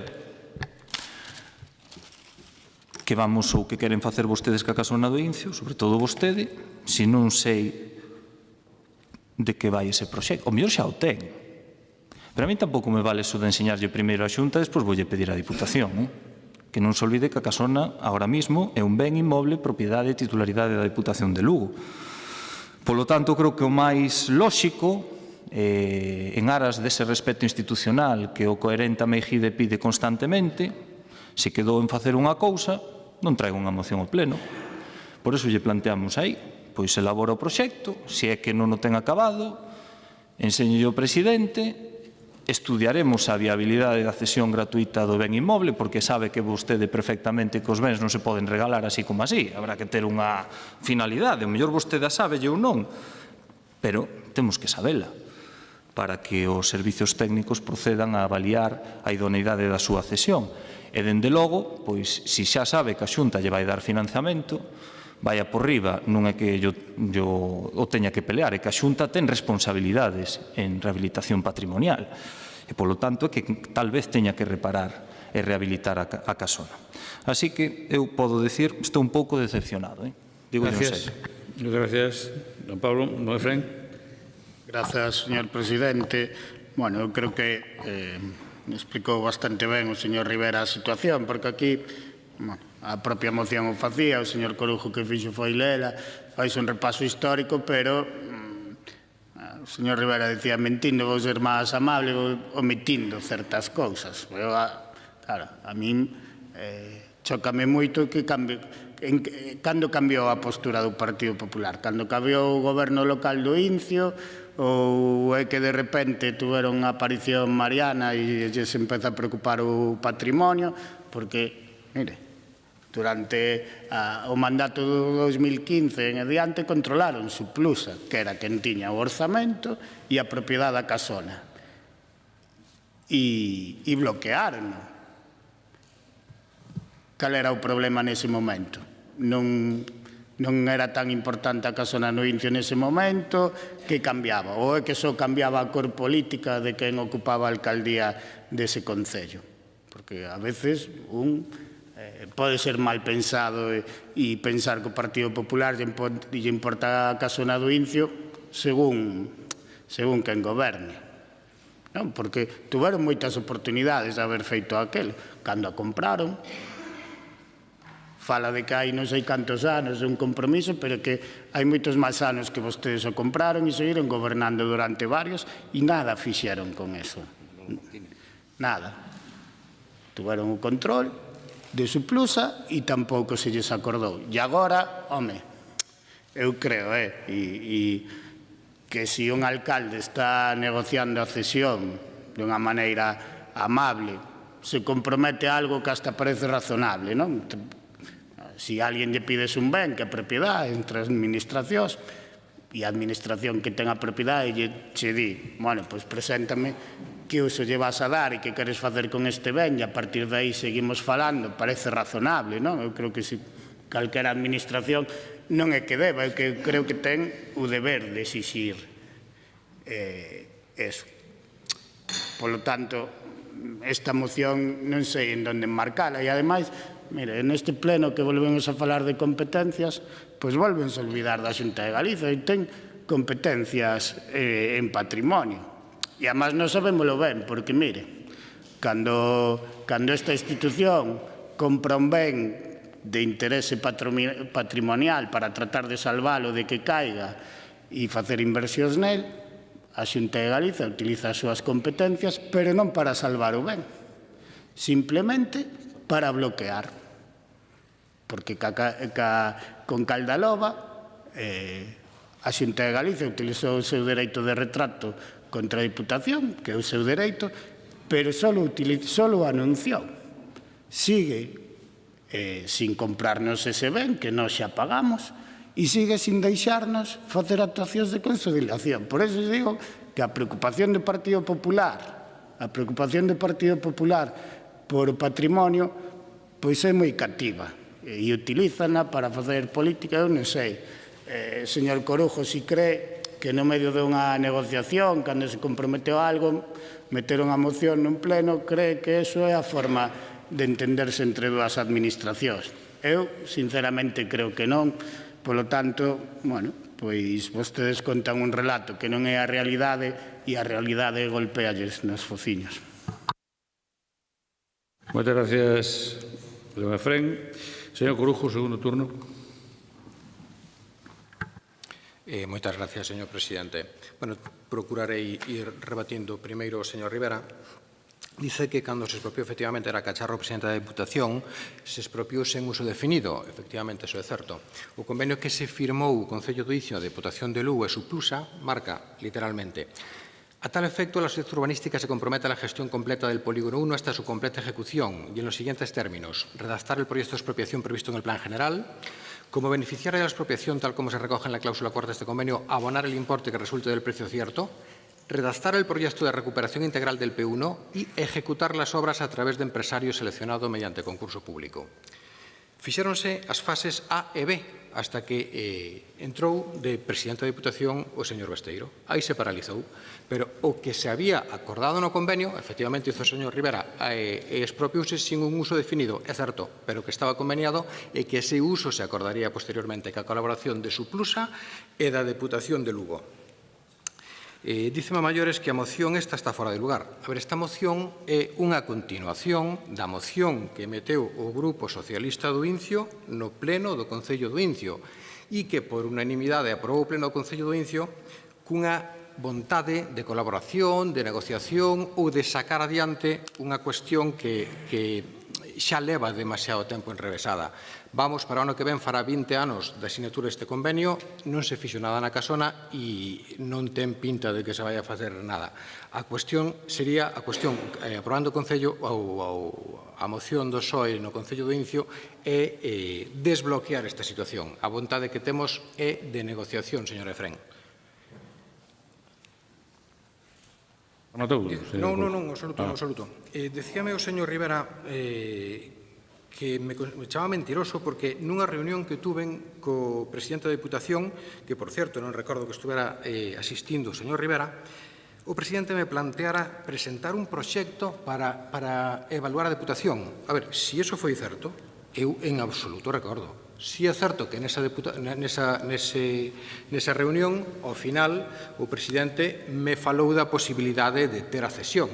Pero, ojo, esta moción, o sea, esta enmenda que ustedes me están presentando ahora, que nos están presentando ahora, significa enmendarse a sí mismos como o grupo do PSOE do Incio, enmendarse a sí mismos dos acordos que tomou esta propia Diputación por unanimidade. No ano 2021 o acordo foi de 2 puntos. Vamos a enmendar os defectos e vamos a rehabilitar a integridade da casona. Non en absoluto cederlle ao Incio e que o Incio sea o que se faga cargo desto. Díceme que o Partido Popular cambiou de posición. Pois non sei que dicir, eu penso que o Partido Popular desde o minuto 1 estuvo ca vontade facendo propostas para que esta casona se rehabilitase e se chegase a entregar aos veciños do Incio. É agora este pleno que está cambiando de postura con esta enmenda que nos propoñen. Isto é un cambio das condicións de xogo de cero, o sea, absolutamente darlle a volta como un calcetín. O que acordou a Diputación de Lugo de facer pasarlle ao Concello do Incio, que sea o Concello do Incio que faga un proxecto e a Xunta a que se encargue de financialo, porque se ve que ahora a Xunta ten máis responsabilidades en patrimonio que o propio propietario dun mueble. É en contra do acordado en todos os plenos que se debateu nesta Diputación. Nada máis. Gracias. Moitas gracias, señor Corujo. Don Pablo, segundo turno. Sí, a ver se agora tamén vamos a ter amnesia sobre o que nos dicen. Pero non sea pillín, home, que xa sabemos que a Xunta lle ten comprometido unha partida para arreglar a casona. A ver se pilla cacho. Entón, bueno, pois, eso tampouco di aquí. Estaría moi ben, sería moi positivo que o dixera. Polo tanto, fala vostede do cambio de posición, fíxese. No 2015 houbo unha señora que se chamaba Elena Candia que estuvo 4 meses e aí puido firmar un convenio co Concello do Incio para arreglar a casona e non o fixo. Sabe por qué? Porque no 2015 gobernaba o Partido Socialista, non vostede. Esa coherencia, o indicador da coherencia do señor Ameijide, Tati. Non dan unha, a verdad que dan ganas de, bueno, de non nin defender as mocións. A min quítame a ilusión, de verdade lo digo. Quítame a ilusión todos os días porque isto é un cachondeo. De verdade, eu entendo e comparto como veciño da comarca que é interesante para o Incio, para a comarca, para concellos limítrofes a rehabilitación da casona do Incio. Pero hai que ser serios, hai que deixar de facer este tipo de cousas que... Pero se o tanto... Se vai apuntar vostede igual, que é o alcalde, ainda non está moi rodado, porque que quere, que prensa, que nós vamos a sacar cacho de cederlle a casona? Pois non, home, non. Non é así, isto non funciona así, pero presente un proxecto, nós temos que valorar ese proxecto, porque é o que foi aprobado, e nós cumplimos no 21 con ese acordo de apuntalala para evitar que se deteriorase máis, pero que ese compromiso, eu creo que, sinceramente, entre eu e vostede, o ten que asumir claramente a Xunta de Galicia, porque que isto non ten outro sentido. Así o defendemos en varias ocasións, así o defendemos, pode mirar nas actas dos plenos, porque un xa se vai facendo maior, pero a memoria ainda a vai conservando, e defendemos moito esa teoría. E lamentamos en moitas ocasións que podendo Suplusa naquel momento, nesa comandita que había, en a que vostedes estaban directamente implicados, incluso un predecesor seu da comarca que defendeu a capa e espada a casona do Incio, despois cando lle decías, señor García, fixo vostede algo por a casa do Incio? O señor García agachaba a cabeza, porque sí, tiña aquela verborrea interesante, pero despois, cando estaba en Suplusa, pois non bloqueou, non? E despois, cando Elena Cande puido facer algo, bloqueou, non? Claro, o tempo pasa. E nós o que lle estamos propoñendo son 3 cuestións básicas. O proxecto, que o prepara o Concello, a Deputación verá a cesión gratuita, en terceiro lugar, pois que a Xunta o financie. Gracias, señor Rivera. Don Efrén, seu turno. Grazas, señor presidente. Ben, eu creo que a veces hai que aplicar o sentido común e o primeiro é preguntar onde está o cambio de postura do Partido Popular. O Partido Popular defendeu de boca, unhas veces ca boca máis grande, outra máis pequena, a rehabilitación da casona do Incio, pero non con feitos.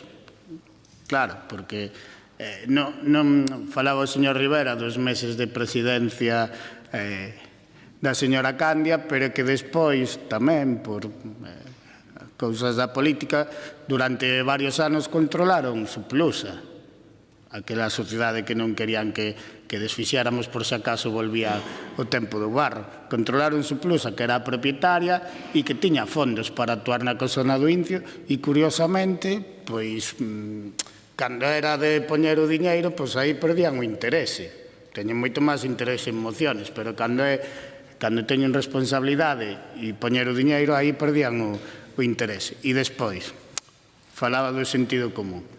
Home, pois eu creo que os veciños e veciñas desta provincia, pero tamén os do Incio, pois para facer unha inversión e unha cesión importante, falamos de cifras importantes, pois saber que pretendemos facer con ese ben e con esa inversión, pois é algo que tampouco deberá asustar a nadie, non? Porque se non temos un plan para a casona, o mellor con facer as obras que se fixeron para que non siga deteriorando, se chega. Pero se vamos ceder e vamos invertir nela, pois o mellor hai que saber que se pretende facer aí. E non parece algo que un concello non poda acometer, non? Se quere que se ben pase as súas maus, decir cal é o seu plan para ese inmoble.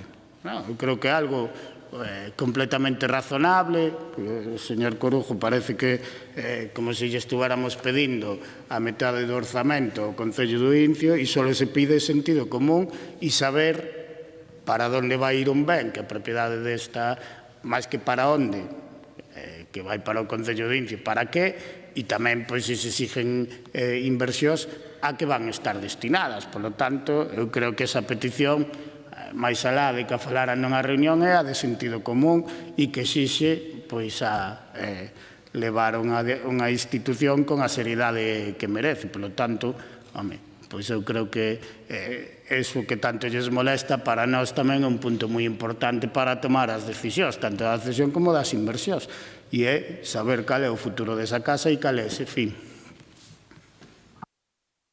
Moitas gracias. Turno de peche, señor Corujo.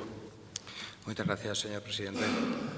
Decía a señora García Porto, defendendo a moción do SAF, o punto primeiro, que as mocións expresan vontades políticas. Pois estou de acordo nesa definición, e o que vexo é que vostedes o que pretenden é marear a perdiz, dar voltas, facer un papel como do cando hortelano que nin come nin deixa comer, pero que en absoluto están dispostos a tomar acordos ou manifestar posicións en prol a rehabilitar a casona.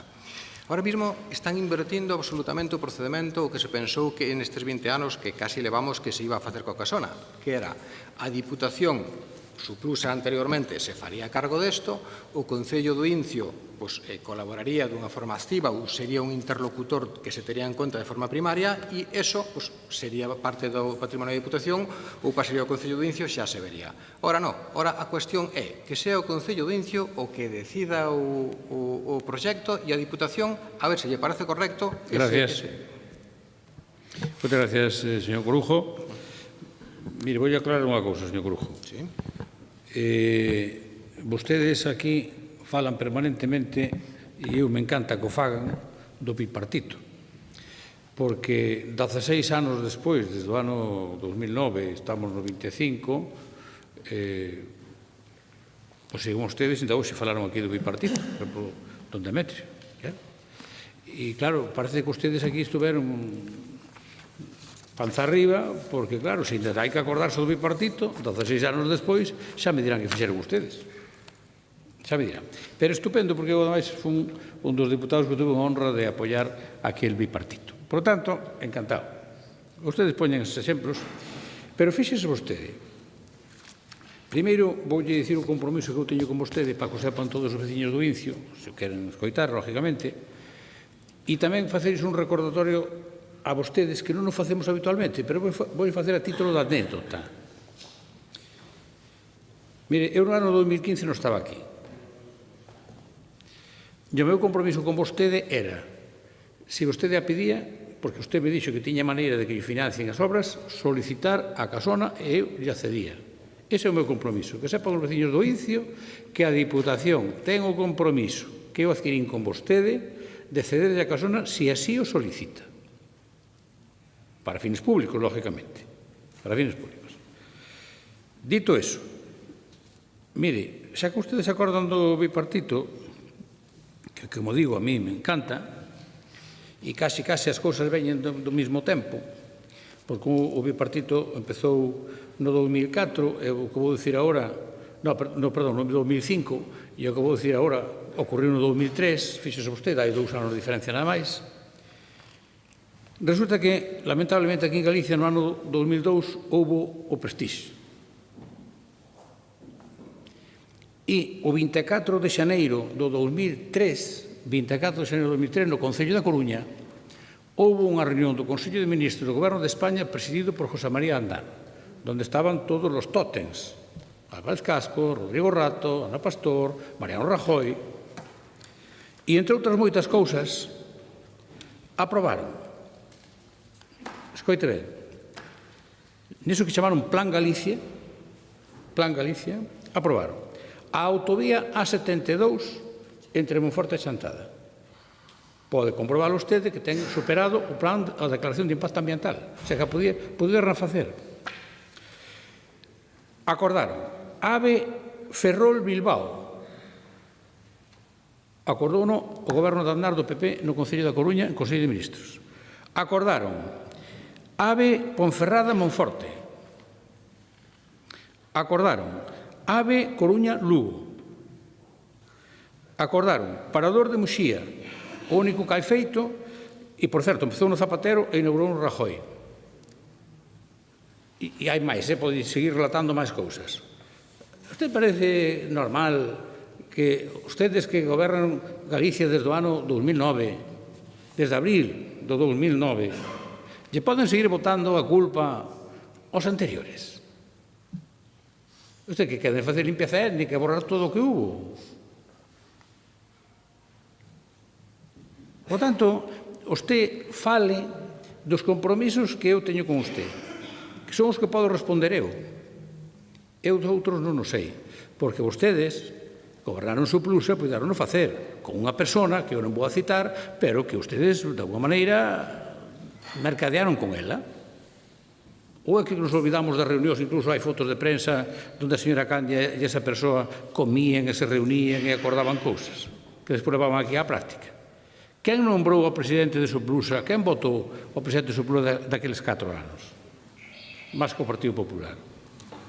E agora veñen aquí a pedir isto. A ver, sean un poquinho responsables, expliquille aos veciños ben as cousas. Nós fixemos unha labor de mantemento do edificio para que non caera, porque así se pediu. E eu teño compromiso de cederllo ao Concello do Incio, porque así o acordamos, se vostede o pide. Non o pediu, non o cedemos, non pasa nada, non é obrigatorio. Pero logo non veña aquí con historias, Non veña aquí con historias, porque eu non lle entro ás historias. E xa deberían saber, non lles entro. Terei moitos defectos, pero son de palabra. Por lo tanto, ustedes se queren cumprir a súa, cumpla. Eu non vou a modificar a posición. E iso lle vou a explicar eu aos veciños do Incio se fai falta, sin problema ningún, con toda a tranquilidade do mundo. Con toda a tranquilidade. Moi ben, dito isto, non ten dereitos de o Concello do Incio, aquí hai outra maneira de funcionar. Xa tuvo intervención, tuvo 3 turnos, e, por tanto, tiña a obligación, según o regulamento, de aclarar certos temas que quedan sin aclarar. Así que os veciños do Incio deben saber claramente isto. Moitas gracias. Sometemos a votación a proposta do Grupo Popular. Votamos.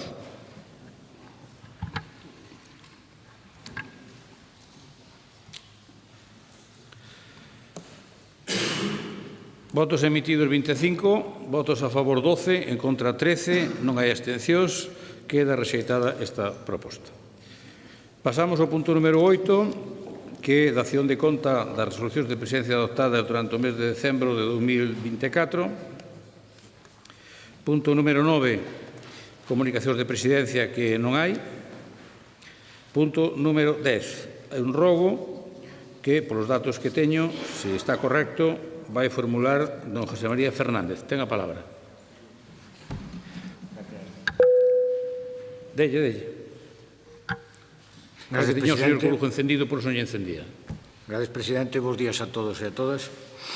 Máis de 260 veciños e veciñas, a través dunha recollida de firmas impulsada pola Asociación de Veciños de Santa María Maior, reclaman que a Deputación de Lugo condicione axeitadamente a drenaxe da estrada provincial Lugo P3103 ao seu paso pola parroquia de Santa María Maior, toda vez que dende o pasado 1 de xaneiro de 2023 permanece rota a canalización provocando inundacións en propiedades, vivendas e tamén na propia estrada provincial, cada vez que se registran intensas choivas.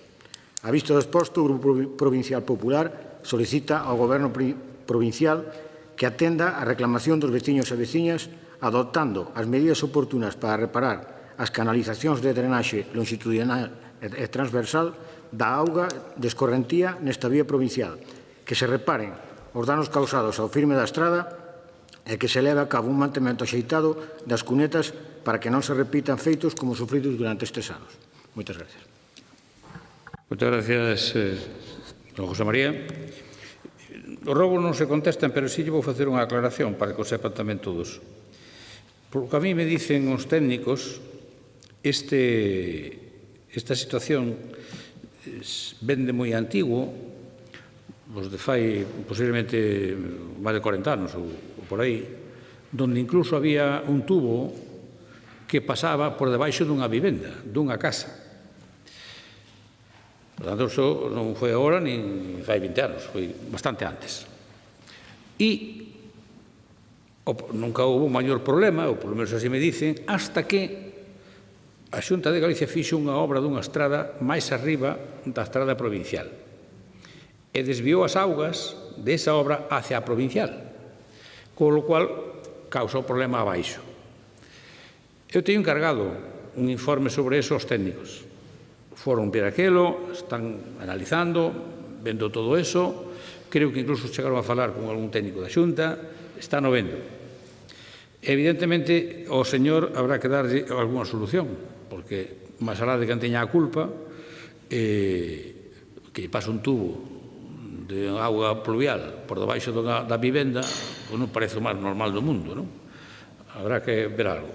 Pero tamén é conveniente saber todo. É conveniente saber todo isto. Entón, eu xe non podo afirmar que eso sea así, pero a mí me dicen que é moi posible que fora debido a ese desvío de augas de unha obra hacia outra obra nese lugar que se chama Santa María Maior de Mondoñedo, para que o sepa vostede e que o sepa todo o mundo. Moi ben, segundo rogo que o formula don Jesús Manuel Núñez. Ten a palabra. Gracias, señor presidente. Boa tarde xa a todas e a todos. A estrada provincial LUP 1409 que comunica Quindous con Robledo no municipio de Cervantes presenta numerosos puntos perigosos ao longo dos seus máis de 12 km de longitude. Xa que hai moitas localizacións nas que non hai ningún tipo de elemento de seguridade ou bionda que poida evitar caídas por taludes de varias decenas de metros.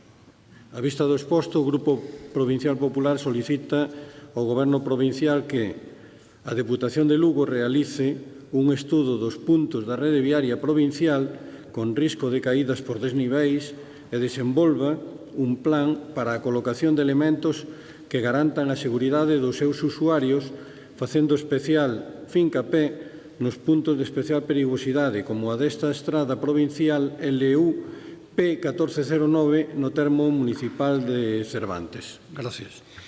Moitas gracias, don Jesús. Pero convendrá conmigo que despois de haber escoitado ao señor Mejide dicir que durante a etapa do goberno do Partido Popular, tanto do señor Cacharro Pardo, para descanse, como da señora Candia, nos seguimos mantendo a carretera como estaba, porque como está tan ben feita esa gestión, para que vamos a estropear?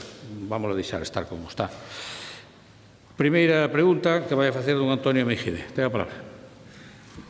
Moitas gracias, presidente. Vamos a ver. Antes falábamos da obrigación da Diputación Provincial de colaborar cos concellos e, evidentemente, eso é así por norma. E especialmente cos máis pequenos. E iso é algo que se fai en ocasións. Non vamos a entrar agora con quen concretamente, que non é preciso, pero sí en base a uns criterios que, ademais, no convenio do que falamos ou sobre o que versa esta pregunta do 5 de decembro de 2024 son criterios como eficiencia na xestión pública, compromisos financieramente sostibles, cooperación co desenvolvemento económico e social do lugar ou a mellora na prestación dos servicios públicos. En este caso falamos do Concello de Pol. E a pregunta que facemos é precisamente onde se acreditaron, como se valoraron ou que criterios levaron ao acordo co Concello de Pol para a compra dun supermercado, porque a verdade é que nos chama poderosamente a atención que, habendo outro tipo de necesidades nese Concello e en moitos outros, pois se tome como prioridade a compra de inmobles privados para dar un servicio que xa existe. Muchas gracias, señora Mejide. Para darlle resposta, ten a palabra a dona Pilar García Porto. Señora Mejide, o que acaba de dicir non se corresponde. A pregunta que formularon por escrito estaballe seguindo a lectura como no colexio e non se corresponde. Por lo tanto, eu voulle contestar ao que preguntan por escrito. Exactamente as mesmas que para o resto de convenios.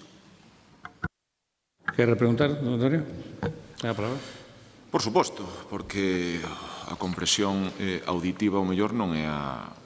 Igual me expliquei o mal, vou a ser humilde pensar que igual me expliquei o mal, pero claro, creo que todo o que dixen foi literalmente o que se pode condensar con esta pregunta. Que criterios se aplicaron para a aprobación do Concello de Pol para a compra dun supermercado?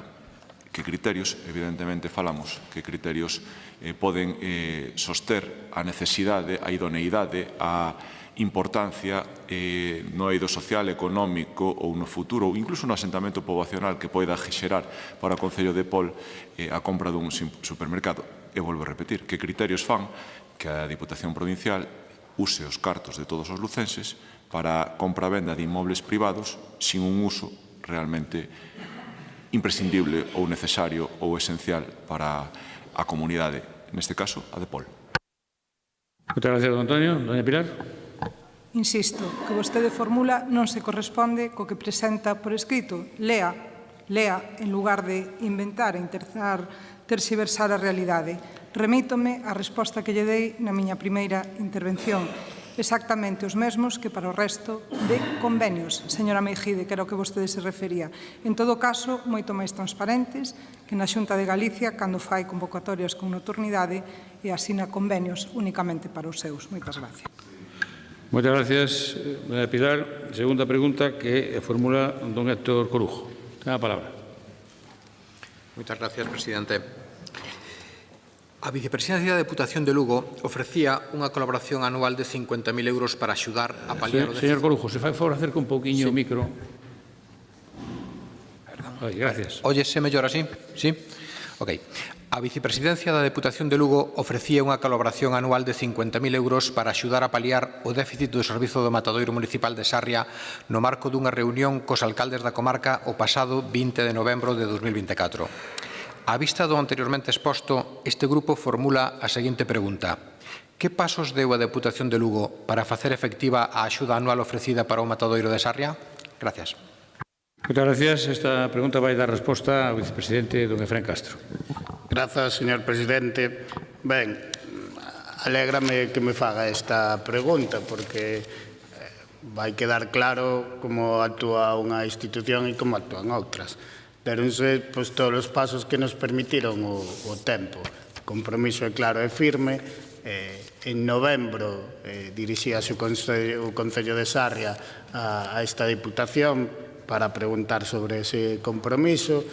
Nos respondemos que iba a ser con cargo ao orzamento de 2025 e que había que aprobar os modelos de convenios interadministrativos que fixemos, eu creo que hai 15 días ou unha cousa así, e xa nos puxemos en contacto novamente co Concello de Sarria para que inicie esa tramitación, que é a que se fai con todos os convenios, que é unha memoria e a justificación, a tramitación administrativa, así que non só fomos dilixentes, senón que vai ser o primeiro convenio que tramite interadministrativo que tramite este ano a área de medio rural, polo tanto é unha realidade inminente que contrasta con a resposta que non deu a Xunta de Galicia ao Concello de Sarria.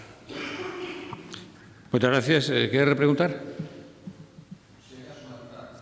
Perdón? Si acaso matizar, dice a resposta do señor Efrén, que dice contrasta ca actitude da Xunta que non respondeu, a nos na Xunta de Galicia o que nos comentan é que non chegou ninguna petición do alcalde de Sarria a que respostar. Entón, non é posible este contraste. Moi ben, moitas gracias. Aí contesta don Efrén. Sí, home, non sei se son eu quen ten que contestar, pero tuvemos comisións esta semana e o alcalde explicou como fora con as dúas administracións. Dixo que fixera a mesma comunicación, adaptando evidentemente os compromisos no mes de novembro, que unha administración que foi a Diputación contestou e que a Xunta de Galiza non contestou. Son palabras do alcalde. Pois moitas gracias, don Efrén. Non habendo máis asunto, levantamos a sesión. Bon ano a todos. Moitas gracias.